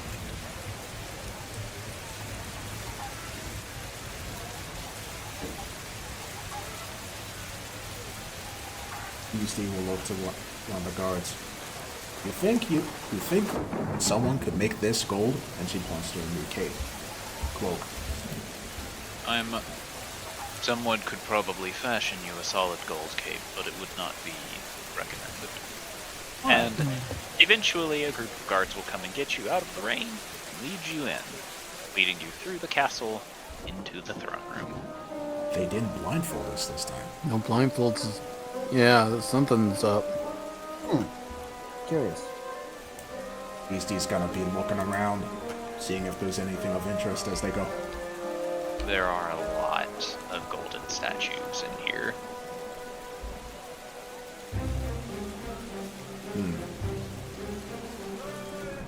Beastie will look to one of the guards while walking. You have many gold statues, but why do you not have gold floor? It would be uncomfortable to walk on a golden floor. What about gold walls? The gold is not durable enough to be made into a wall. What about gold ceiling? Gold is too heavy to be made into a ceiling. Oh. Gold pillars? Not strong. Gold is a soft metal. It will not be able to hold up the weight of the roof. But if it's so soft, why you have armor? And she pokes it. It is not made of gold. It simply has gold in it to make it this color. So why not do that with floor? And eventually the guard will stop answering your question. But why? But why? But why? But why? He stopped answering because she had a point. Well, He's also not the person who made the castle, so... true. Well, and we'll step forward and speak behind back as she looks at the king. We'll return, King Gregoric. Yes, I see that. Which means, I hope, you have brought the relic.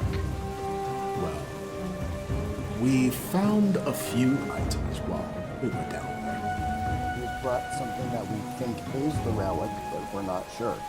Yes, unfortunately there wasn't enough of a We need description. to figure out which one is. Show me what you found. Shall we lay them before him and he can figure it out for himself? Yep. It will show everything that they found except for the Blood Moon Scroll. Okay.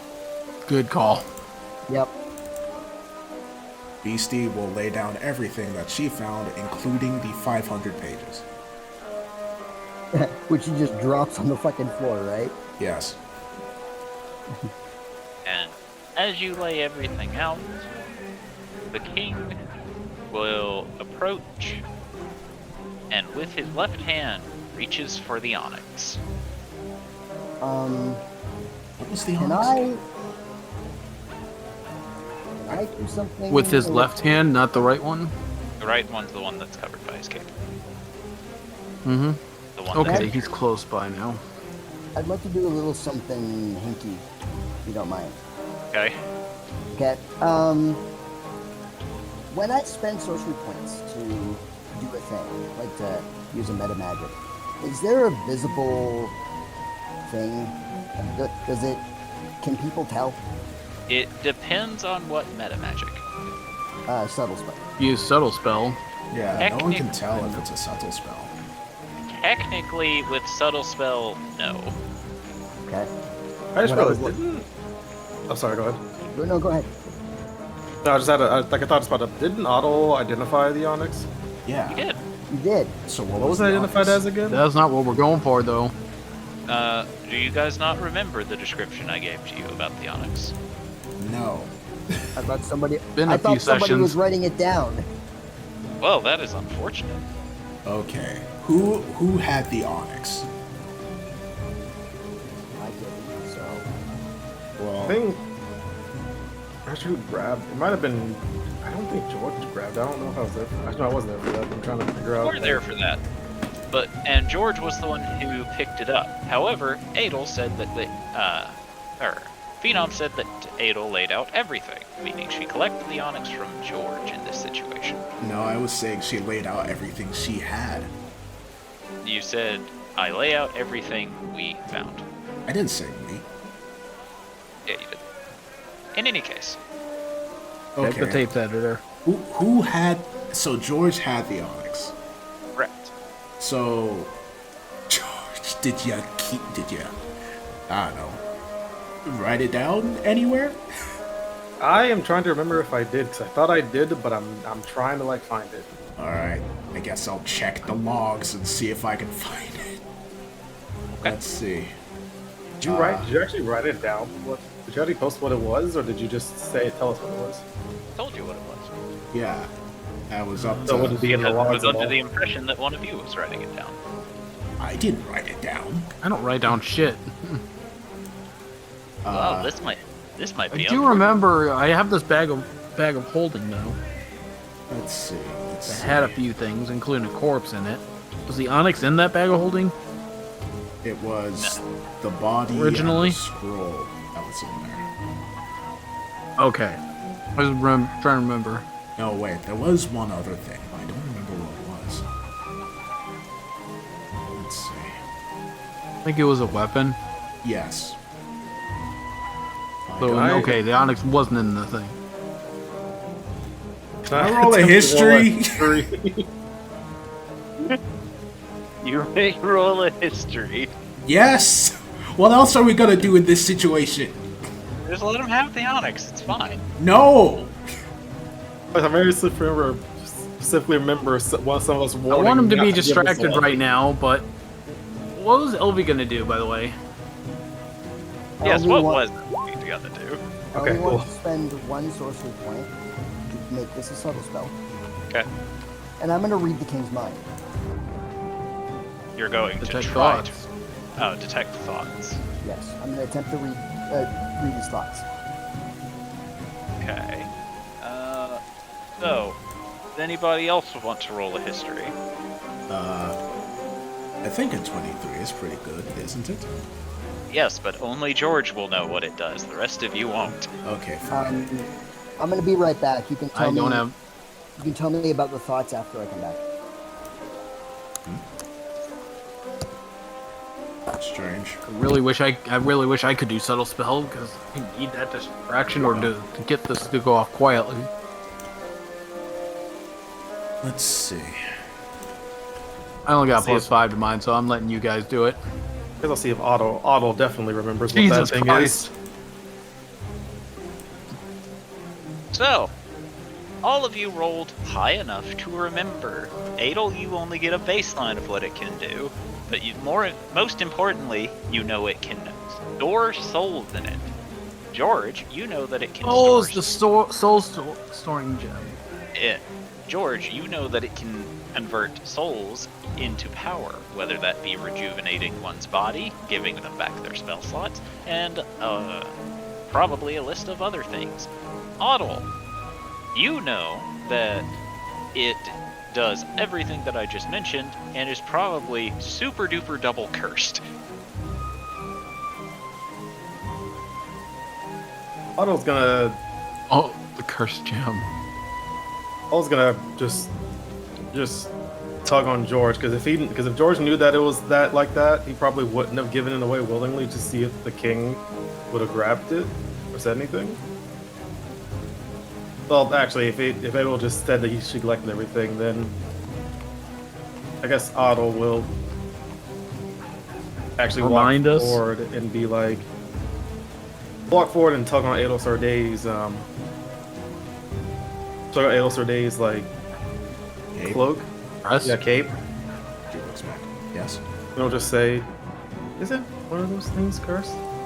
Her eyes will widen and she steps forward to quickly grip Whoa, the whoa, king's whoa. hand to stop him. Wait. Adel, you have two swords crossed in front of your neck for daring to step as quickly as you did toward the king. She raises her other hand. I'm gonna take the opportunity while they're distracted to do my thing then. Hey, perfect. Hey, there's the distraction I needed.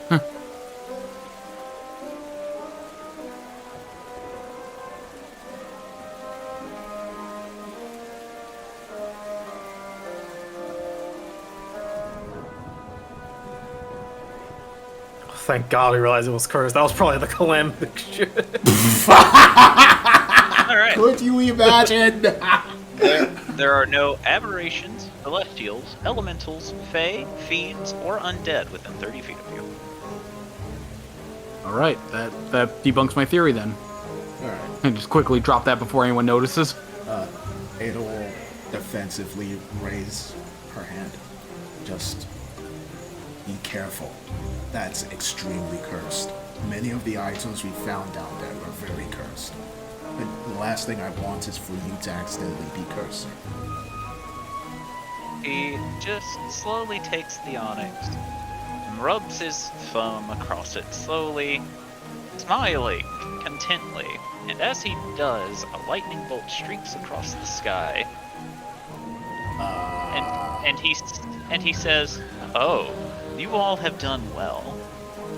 And as I promised, I will give you your weight in gold." Ada narrows her That's eyes not what we slightly. wanted though. Then what do you want? I am willing to pay any price for you brought me today, Any price?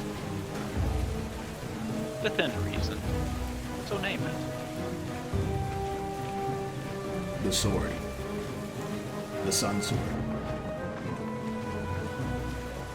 He will snap his fingers, and to the two back guards, firstly, two of the other guards approached because of your actions, and the two back guards will group together before walking out of the door, disappearing. Yeah, that weight and gold line kind of rubbed me the wrong way. Yeah, me too. What's that? That's why I was Gee, like, I that's not what we fucking wanted." wonder why, my love. I couldn't tell you. That's why I was asking. Shut up. There are two options here. Either we're completely wrong or we're completely right, and both of them terrify me.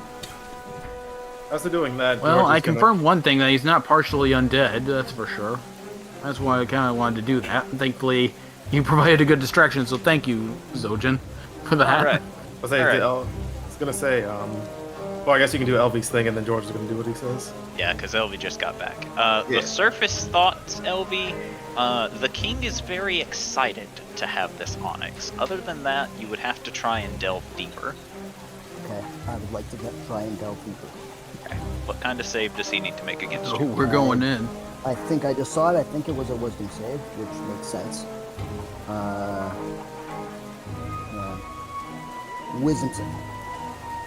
As you attempt to delve deeper into his mind, you see his eyes flutter, and as he places his left hand on his temple and closes his eyes as if concentrating as you can't break through, and then he very calmly opens his eyes, looking around to see if there was anybody who could have done it, but ultimately can't figure out who cast the spell.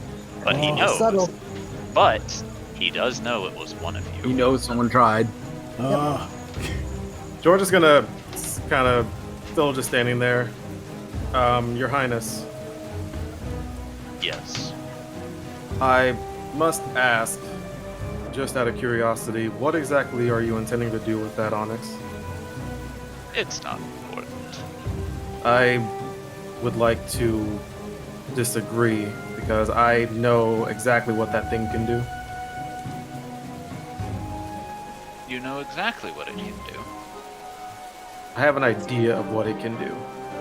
That's why I'd like to know Also, what your intentions are with it. You step forward, my friend. Mother as he's mercy. stepping forward, Jubilee will bring up, you know what? There is something that is bugging me. You said you didn't know what item you were looking for. And yet you went directly to that one particular. What can I say? I am a man that enjoys wealth, as evidenced by the gold statues. Insight. Adel, one of the guards will push you backwards, allowing George to get right in front of the king. I want to insight that too, actually, because there's something about that doesn't add up.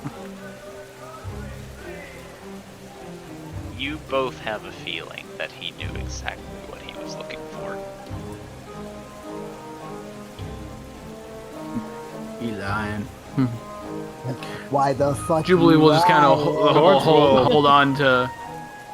George will step forward, but will have his hands behind his back, and Adel is going to subtly cast Death Ward just in case. Because So I George have is a up. feeling he's gonna need it. On who? On George? Yep. Okay. Okay. George have his hand behind his back and having something else prepared for himself, just in case. Okay. Yeah, while people are distracted, Jubilee just kind of leans over to Adel and whispers in her ear. He knows what it is. He was lying about not knowing. Roll stealth. Because I am so good at that. Oh, Yes, not you are. bad. Okay. George, as you step up, the king will smile to you and go, "So, my friend, what does this do? If you know."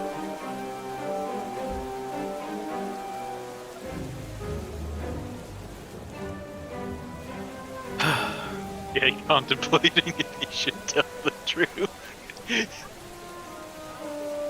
Like I said, I know what it can be like.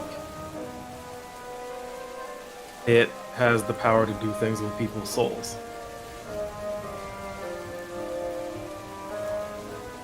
And can heal in certain And times. there's an important.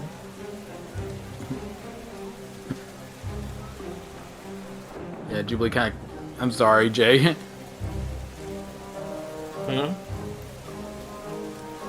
Jubilee was gonna kind of try to cut him off, like, and there's another important piece of information you should know, sire, as there might be a disaster crier near the kingdom. However, like I said, that thing has the power of people's souls, and if you must know about why I ask, what you want to do with that, I will tell you that there is a man literally standing outside of your kingdom that is warning about a calamitous event. Dark Crier. Or the Black Crier, I assume you're referring to. Yes. And like we just said, that item is very cursed. Unfortunately, Black Criers crop up all the time. In other places imaginable. I will take my chances. What about your people?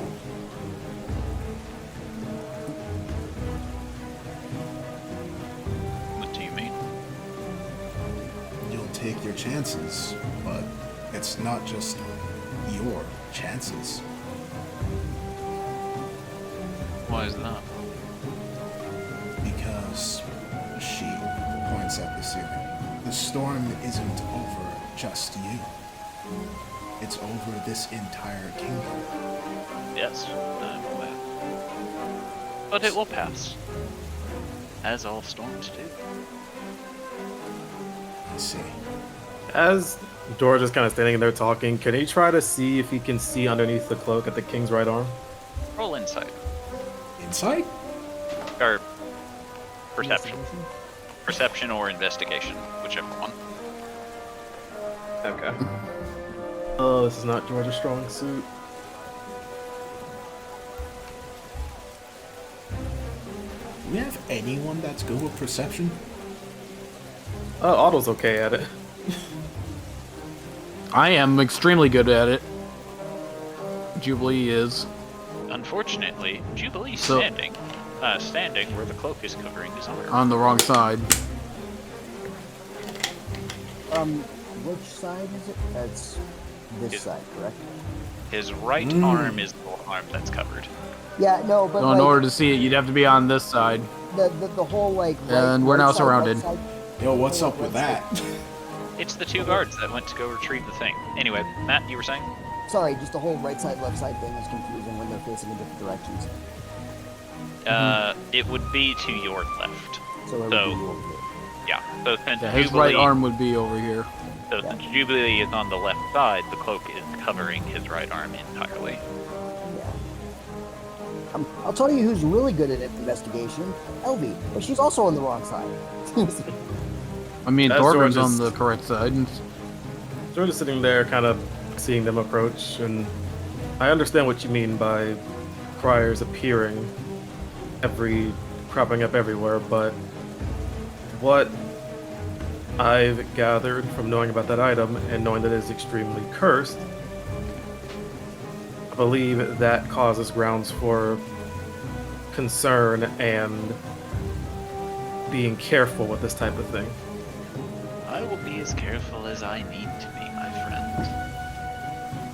And unfortunately, with your perception check, you cannot get a glimpse past the cloak.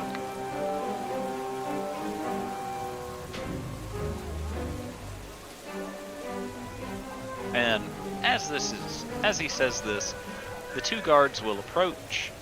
One will approach the king, kneeling and holding up a hilt that the king after putting the onyx away in his pocket, will slowly reach for, lifting the hilt, looking it over, and then looks to you, Adel Sarday, before looking to George and says, "Are we done, my good friend?" I believe I have a reward to bequeath to your presumed leader.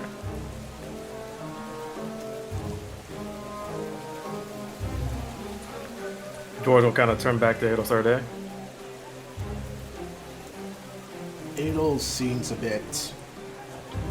Well, she is quiet for a while with a stoic face, but then nods to George. It will be fine. I have a question, if that's all right, my liege, if I may. Yes. We went through a particularly harrowing journey to gather the items we presented to you, in which we were beaten, harried, and distracted. She looks at Beastie. Wait, is Beastie here? Yeah, she looks at Beastie. Kind of just like as a reminder of like, you know, her chasing the rock repeatedly. And just says, if it is not too much trouble, I believe, or I would hope that our extensive troubles would warrant perhaps a slight monetary compensation on top of what we originally agreed upon. I've already agreed to give you all your weight in gold. What more could you want? Oh, in that case, Apologies. yes, apologies. I was not aware of that part of the agreement. That is most generous of you. I am. Jubilee's gonna kind of reach over and just hold LV's hand real quick. Yep. I LV's rubbing Jubilee's back gently. am a very generous soul. Beastie will start walking over. As he's talking, George will grab the sword and hand it back to Adol Sarday. Adol will take it and will look the sword over. He looks to you, George, and said, I would have liked to give that to the princess myself, but thank you. No problem. Hey, King. Meanwhile, Real dick measuring contest. meanwhile, George, I'm not letting you anywhere near them. Yeah. Hey, George is potentially the only thing keeping this king away from doing dumb shit. Goblin. where is weight in gold? Which one of you wishes to be weighed? She points to herself. Me. Me, I'm small, but me, I'm heavy. But Thorgrim's gonna look at these and go, I think I'm heavier than you, though. No. No, none of them are going to get weighed. Then how will I give you your money? You'll weigh me. Are you sure? Positive. Because surely, Lilies will. surely, whoever is the heaviest of you would rather be weighed, correct? That's Pretty kinda sure wise, that's me, because- Skilly says, walking up. I don't know how much you weigh, Dragon Boy. 275. Oh, you weigh more. He's a chonky boy. He is a chunky boy. I thought he was much thinner. Oh, I'm sure if Nope, it's he built. any of our weights rather than the small ones, then it'll be fine. I would like you all to democratically choose, he says with a smile.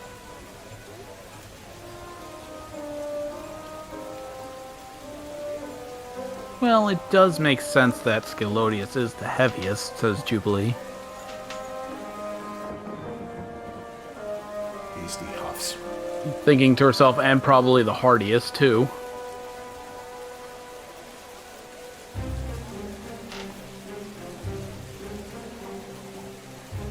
George's gonna kind of not taking his eyes off the king. Is just gonna say, I suppose that could be true. I'm glad you agree. Father, he says, Hey. motioning you up with his left hand. Do I just come around to that side, or just where he's standing? Come up to me. I will lead you where you need to go. Step on this, if you would be so kind, he says, motioning to the square on the floor.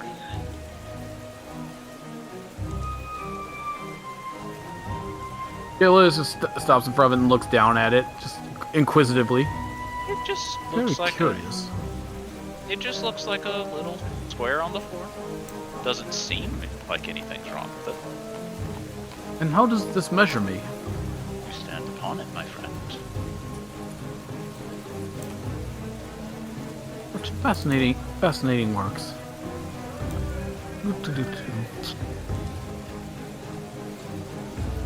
Gillis genuinely thinks everything's fine. Beastie is just going to, like, yeah. The tattoo around her temples is going to start glowing slightly as she looks over towards that spot on the floor. Is there anything magical? Oh, I heard that. There's something there. What? It's more how much. Anyway, let's see. That is 60 feet, right? Yep. Oh, wait, hold on. Otto and Beastie, you two are not allowed past this point. Okay. But That's still close enough for Beastie. Yes, the little square does in fact glow, showing you that it is magical. However, as you open your awareness, the guard next to you slowly looks to you and goes, "What do you think you're doing?" she looks up at the guard. Looking. Then do not.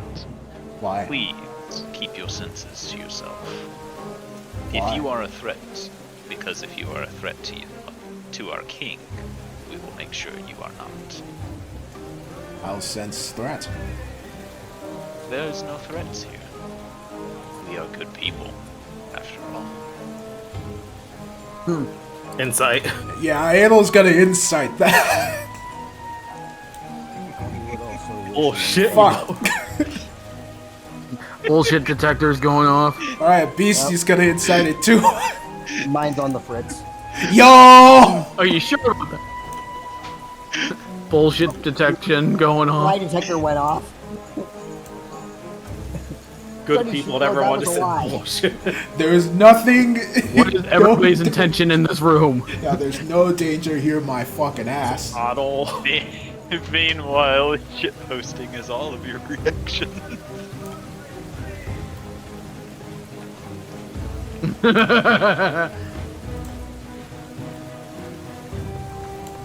Yeah, accurate.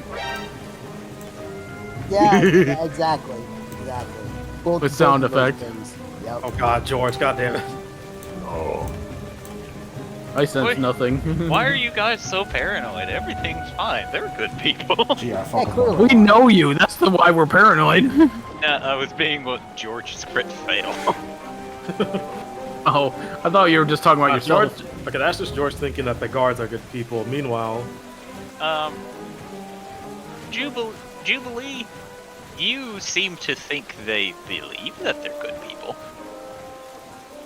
But But Oh. What do you mean, but? I've told you everything an insight can tell you. that could be- they said there's no danger in there. That could be, guys. There That they believe that. that There can is be taken one of two ways.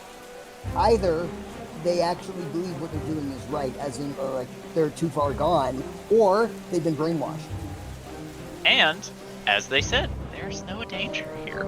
Also, Really? why did you post a not picture? I tried to post a GIF and it didn't work. Okay. So, as Scalodius stands on the square, you all will see the square begin glowing with a golden light. Uh-oh. Uh-oh. And as it does, the square opposite the room also begins glowing with a golden light. Can I roll an Arcana check? Sure. What'd that do? You're not sure what it does, but you're fairly certain it's some form of transmutation magic. Bad idea. As on the square opposite of the room, you will hear a soft clink as you notice there's a gold coin, and then 2, and then 4, until it rapidly multiplies into a pile of 13,750 gold. Wow. Okay. Okay. Literal alchemy. My liege, if I may, how are you doing that?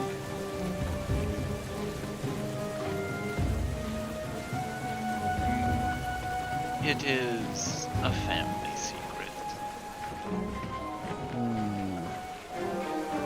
But here you are, your weight in gold, as promised, he says, looking to everyone, more predominantly at George, with a smile. Can Scalodius move off the square?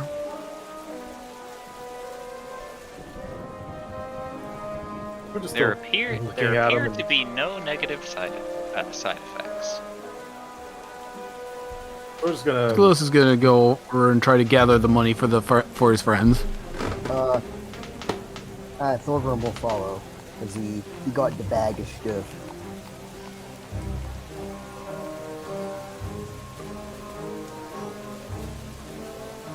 And if there is if there's no refusal and no objections, Thorgrim will pile the money into the bag. Oh, wow, this Excellent. That King. is a lot of money.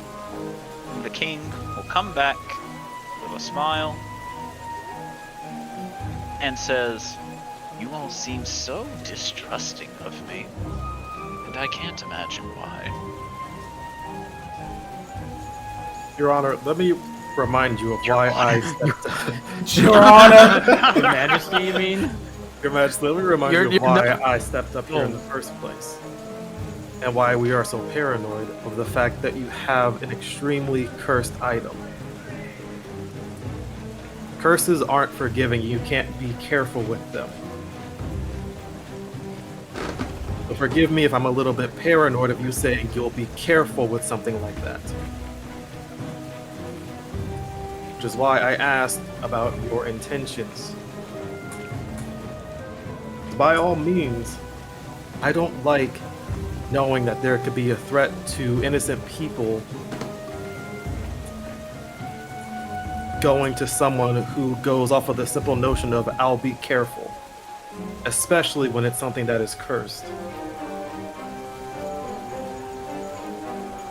Watches you and says, "By all means, I can give it back to you, but I'll have to take the gold back." The gold? Yes. I would have to take both the gold and the Sunblade.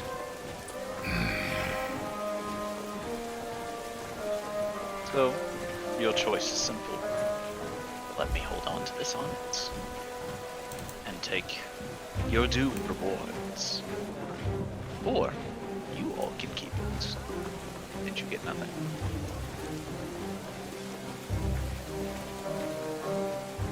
Yeah. I thought Greater Restoration would get rid of curses on items. Let's see. It removes Not on- curses from people. Yeah, Yeah. not on items. There is no way to technically remove a curse from a cursed item. Well, I mean, not without destroying the item.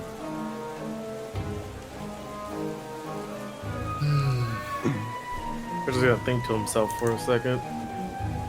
Think of all the things you could get with your mountain of wealth, he says, motioning with his left hand towards the pile of gold that the two barbarians are currently shoveling. And George insight on if he's staying true to his word with the trade. God damn it. Seems fine. Seems legit.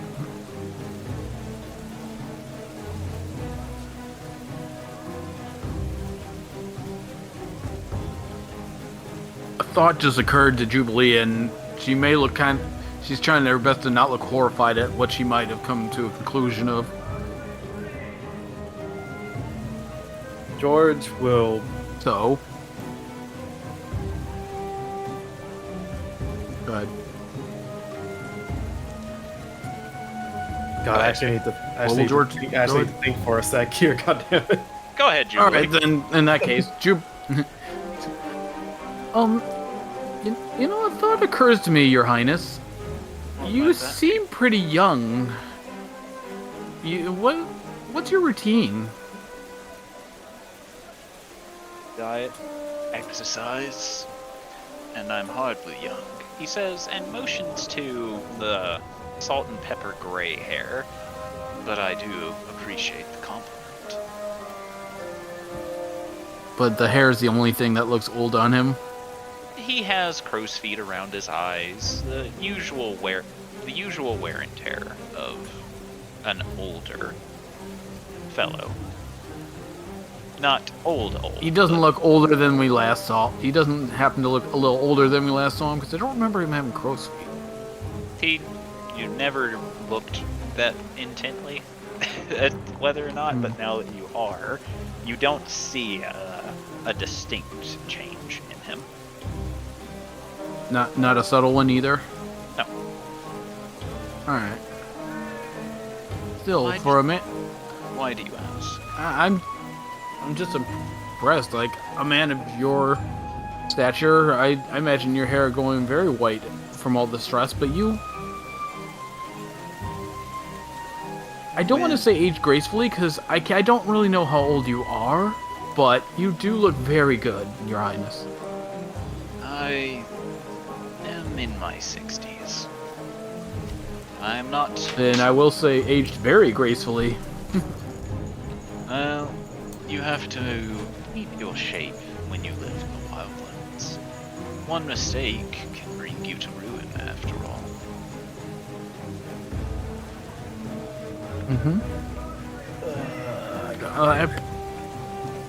I apologize. I apologize for the random question. I was just impressed. Maybe we should take our leave now. Isn't that right, Lady Ilsarde? Elle has just walked off a little and is looking at the sword, and she looks very conflicted. I was gonna walk up and just be like, can I see that? She handed it to him. Otto's going to detect magic.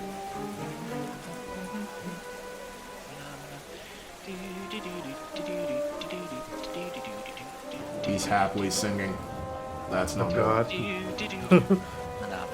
Also, I said Otto cast detect magic on I'm working on it. Oh, okay. I don't Oh, that means this is not a normal Sunblade. There you go. Never mind. It's in general. Yeah.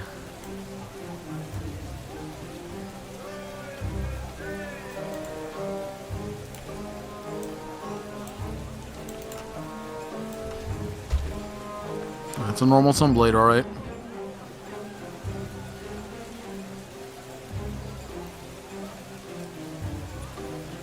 Or is it? Remember, detect magic doesn't tell you about curses. Nope. So it may not be. I don't know how to detect curse. I don't think there's a way to do that. There is no way to detect curses, technically. Yeah, I guess Otto can see if he focuses on it, like what type of magic it is. I don't know. The game doesn't tell me what type of magic Sunblade is. Sunblade would be a divine category, as it works off of, like, radiant spells. I had a paladin that used to have a great sword Sunblade. Sorry, what? Anyway, after a while, eventually, the two barbarians would finish shoveling up their gold. Yeah, money. George is We gonna should. let out a sigh and Give me the Sunblade. What? Give me the Sunblade.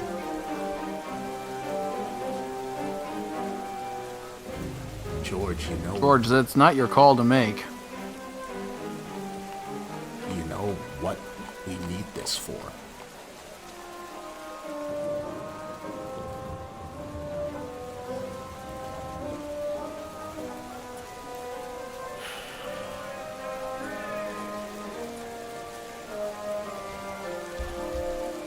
George will simply thought we would turn around and just start walking.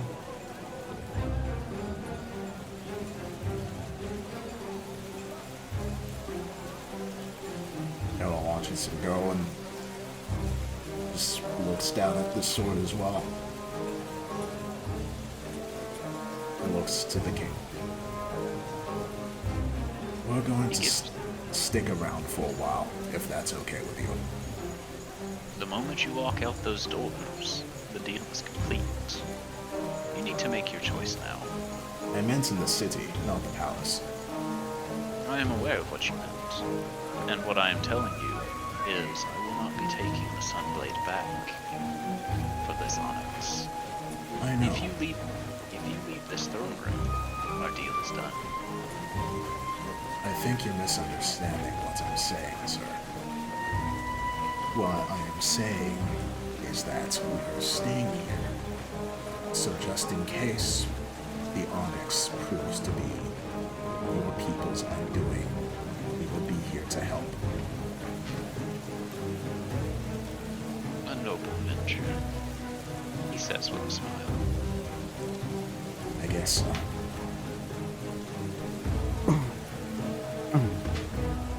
While they're doing that, Otto's gonna be attending to, I guess, identifying the Sunblade. Good call.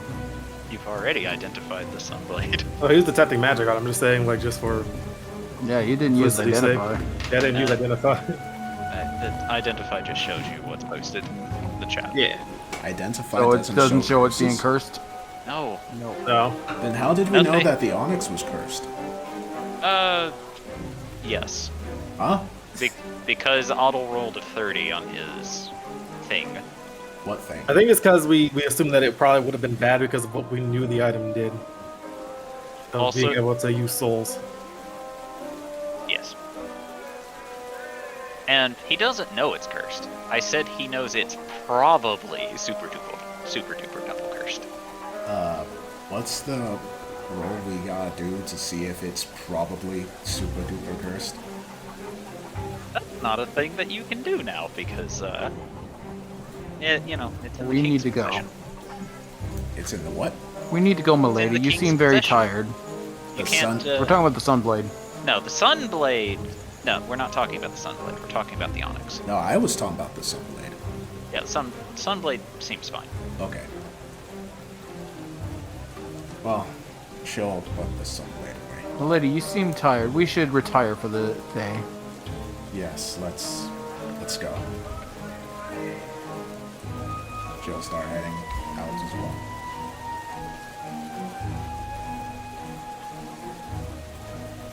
A polite nod. I'll be relieved. Also, oh wait, is this actually? Hold on. George turns around, Eldritch blasts the king, knocks him back 60 feet through the window. That is an option he could do. Oh, if Punch! George was ready to fucking kill this king in a moment's notice, why he had to leave.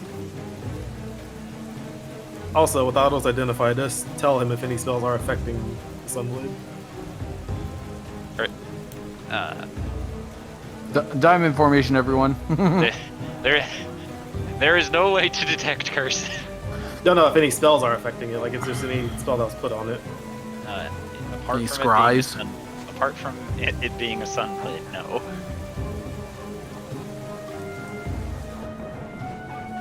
Okay. I also learned what spell created it, apparently. It was created by a spell. I'll have to get back to you on that one.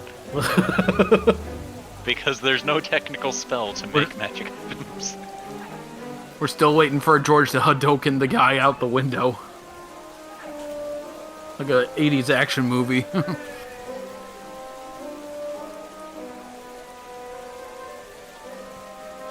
Come on, give into your chaotic nature. George is not. Beastie George would over not here. give. I don't think George has the invocation that blasts people 10 feet backwards. He doesn't, but he does have the range to do this if he wanted to, but he's not going to. Alright. He's just outside of the range. Like, just perfectly 5 feet out of range. I mean, I'm just saying they are in pretty nice fireball formation over here. You're right, Adelsarday. You should fireball. I mean, hey, There's- George is the only one that's hands is kind of tied here. But no, Adel doesn't. Stop. Okay, I'm done poking the bear. We're getting close. Adel does actually attack people if she feels she hasn't got enough reason, but she's not going to in this instance. Not unless the dude is like, oh haha, I'm going to go kill children with this artifact you got me with now. I can't wait Yeah, to go I'm worried that he I is can't- going to do that. That's the I thing. can't wait to go burn down the orphanage and capture the children's souls. I would like to rage. Alright, yeah, I guess George just starts heading out of the throne room then. Alright, you are greeted by another set of guards and led very quietly out of the throne room and back into the city streets. Okay, that's one half accomplished.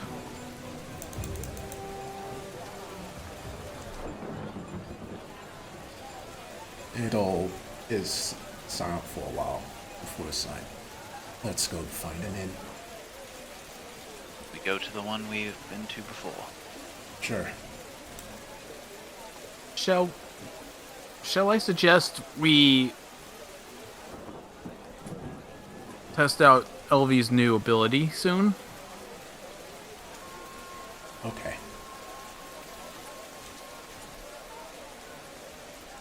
Remember, magic is prohibited within the city. I thought with specific magic, like Yes. stuff that So teleports let's or leave. damages. We can go outside the city limits to do this. Teleportation, or this would be considered teleportation magic because it puts you in a demiplane and then you re-enter from the demiplane. The tiny hut wouldn't be considered that, but it's not what we're looking for here. Tiny hut does not put you in a demiplane. Well, if it is the case that they can't do it in the city, it's a chance that they might not let them back inside, it might be a wise idea to just stay in an inn.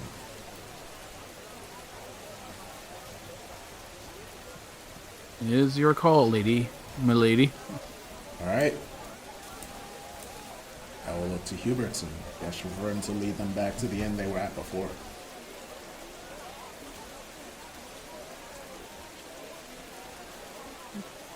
I will give you your weight in gold. We will.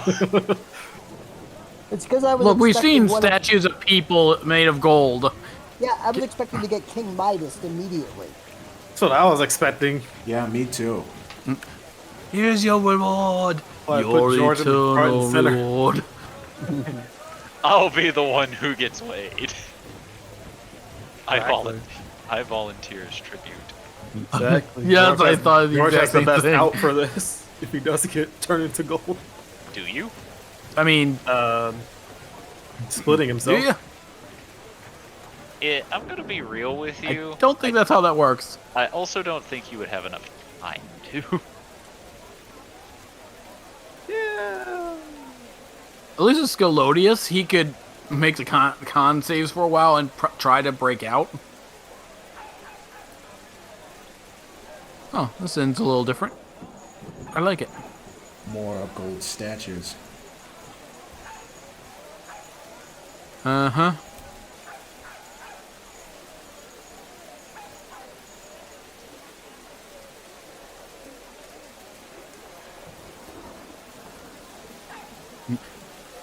Alright, let's think about everything now. Not here.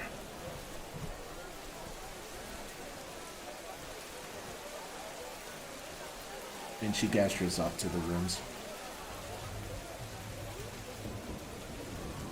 You remember, this is an inn, and you have to pay for those. I know. That's why she didn't go up yet. She's waiting for someone to pay.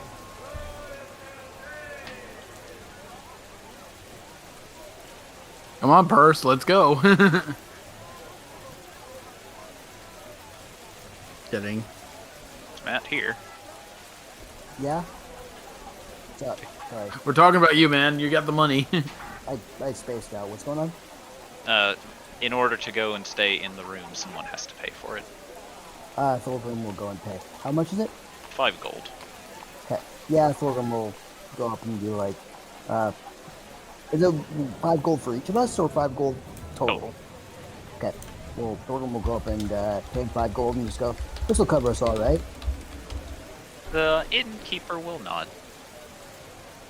Cool. Thanks. Apologies for the sudden arrival.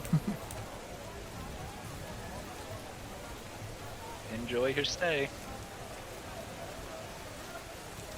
So as And we're going, upstairs we go.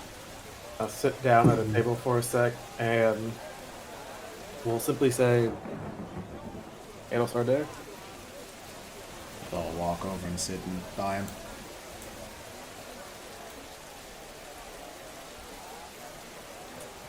Ask you know who, if there's anyone that, why would anyone want the actual onyx itself? She'll shut her eyes and try and contact Xanthragon again. As this happens, you all hear a series of crack as parts of the wooden table begins to crack. As you hear the familiar voice go, 2 times in one day. To what do I owe? To what do I owe your inquiries? Tell me about the onyx that we found in your dungeon. The one that steals life. Yes. What do you want to know about it? What was it once used for? In that dungeon, it looked like there were many rituals that were carried out. There are many rituals that are carried out in my name, but the onyx, it is used to capture the souls from anyone. It has a great many uses. Invigoration, replenishing lost spells, cheating death. But the other bits that it can do, the other information, I do not give freely. And what do you want in return? What is your offer?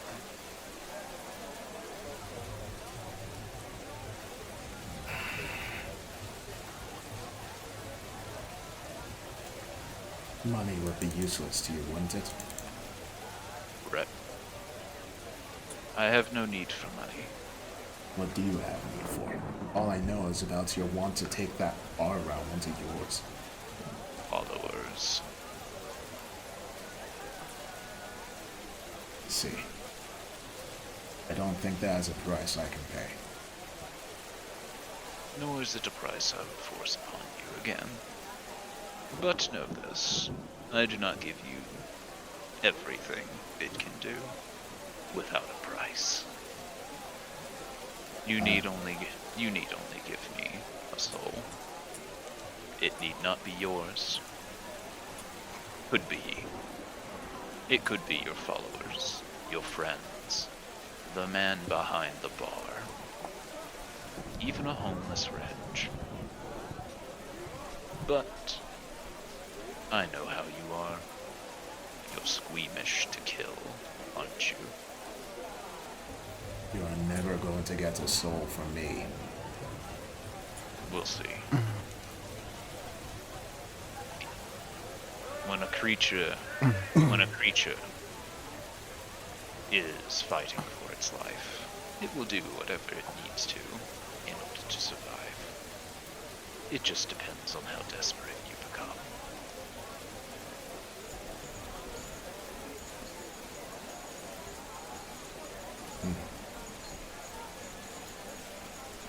She'll open her eyes and look over at George and shake her head slowly.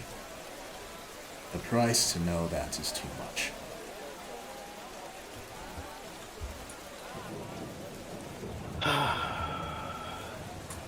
George, you know how demons operate. Yeah. It probably asked her to kill someone. Yeah. We'll kind of just lean back in his chair and look up. Yeah, I assume so. Listen, George. If what I think is going to happen does happen, he will handle it. That's why we're staying for a while. But I don't think giving him back the sword would have been the best idea.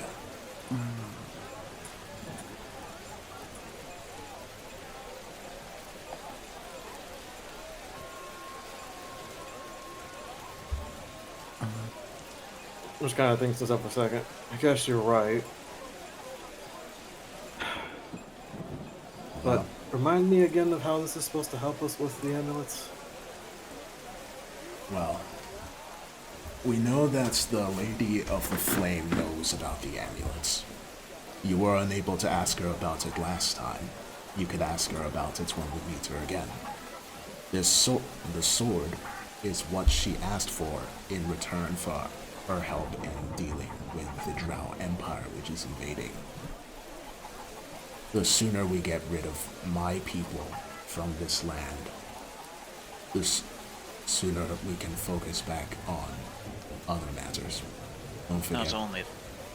Not only that, but assuming she knows of the amulets, that also presumes she knows how to get rid of them. Well, If getting into her favor may prove to be useful in that effort. yeah. Thankfully, we do know a way to destroy them. We just need the Book of Exalted Deeds. She might know where we can find one.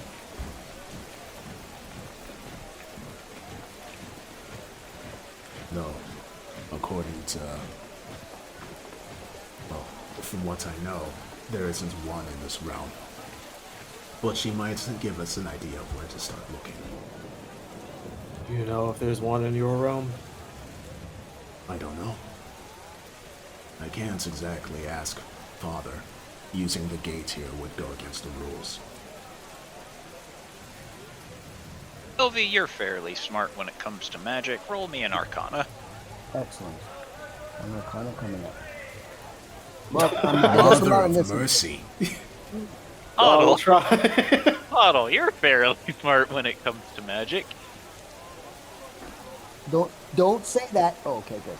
All right. I so was Otto- waiting for the other nat one, like, honestly. Otto, you remember your father telling you stories of various magical items, the Book of Exalted Deeds being one of them. It's not so much whether there's one in another realm. There's one. Period. Otto kind of walk up to the table and raise his hand. Yes, Otto? It's not really one in other realms, there's just only one. Well, from what I was told, it's not in this realm. Yeah, but there's only one, so it could be in many different realms. She might. Then that's all the more reason for a hint. Yeah, but operating off of a hint and sacrificing so much with these cursed items is a lot. What are we sacrificing? Potentially a whole city, tons of innocent people, some guy who can probably gain a lot of power from it. That's why we're staying here. To mitigate that risk.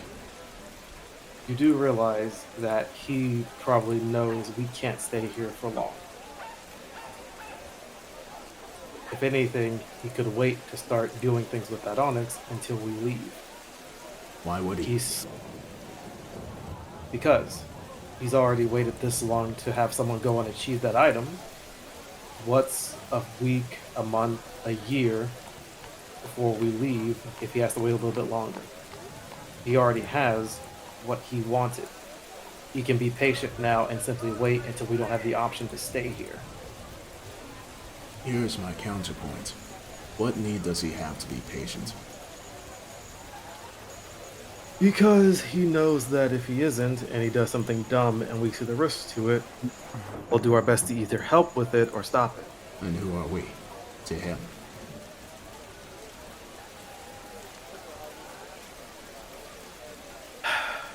Adventurers,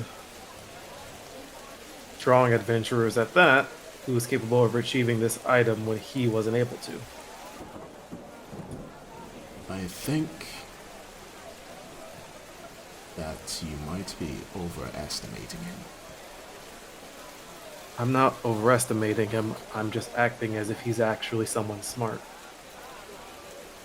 Someone smart would not do something that risky when there are clear signs to the risks, including the sky falling.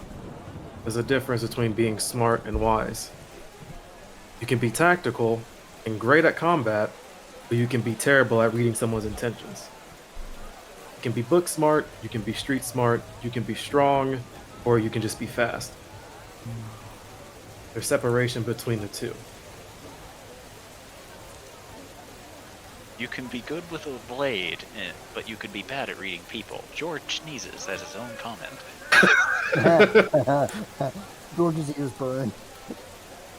You're not wrong, but I don't think that's what's going to happen with him. The only reason that he would wait to do something that he clearly so dearly wanted would be for something selfish, something physically stopping him. That would mean that's the risks to himself are too great. We are not that, not to him. If that were the case, he would have put he would have covered our eyes the second time that we were there.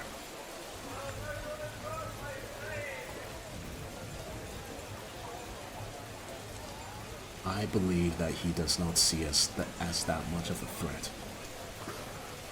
I think that he is confident. Whether or not he has reason to be confident, I don't know. But I can tell. You can see with how flashy he is with his money that he has. He has something that imbues him with confidence. That confidence is why he does not see us as enough of a threat to wait.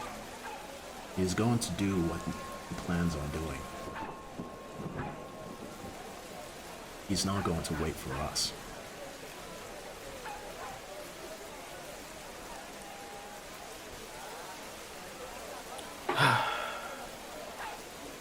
Alright. If you say so. He knows. And if I am wrong, then we will deal with it. But I do believe that this sword is necessary, and us having it in our possession is for the best for everyone.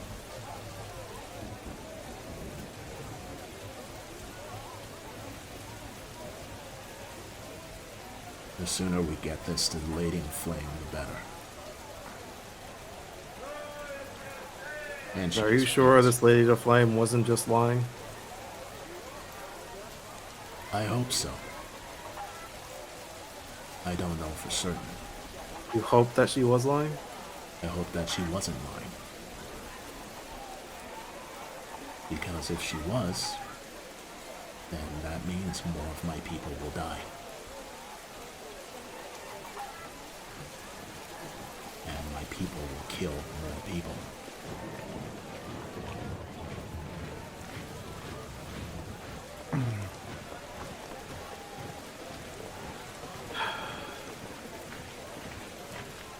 Alright. She nods. And she stands. Well, I'm going to go into the ruins. I don't like being stared at by those golden statues. She's gonna head upstairs. What of the rest of you?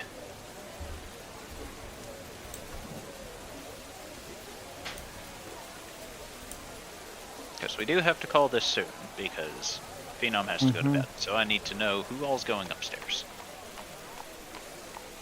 I'm trying to remember, did Otto... Both. I'm trying to remember, did Otto ever use detect magic on the statues, or did anyone ever do that? Did Otto do what?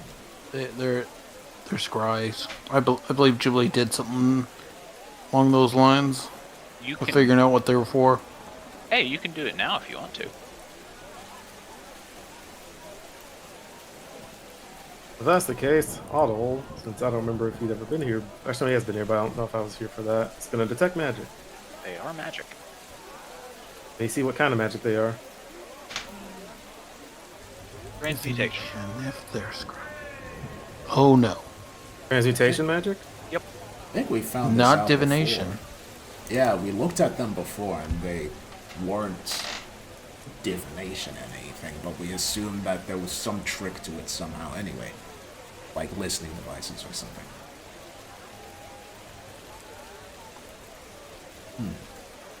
It could be people. I was gonna walk up to and look at it.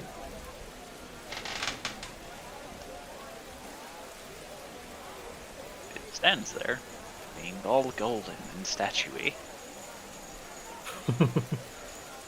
Oh, my temptation to have Otto be an innocent boy and do something dumb. Do it.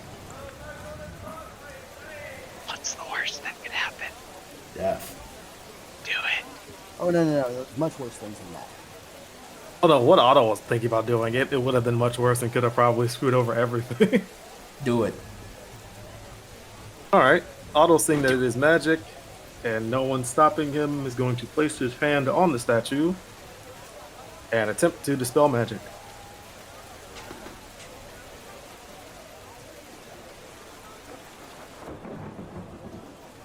Let's fucking go! I was hoping someone would do that. Oh. Oh yeah! I fucking do it! Yeah!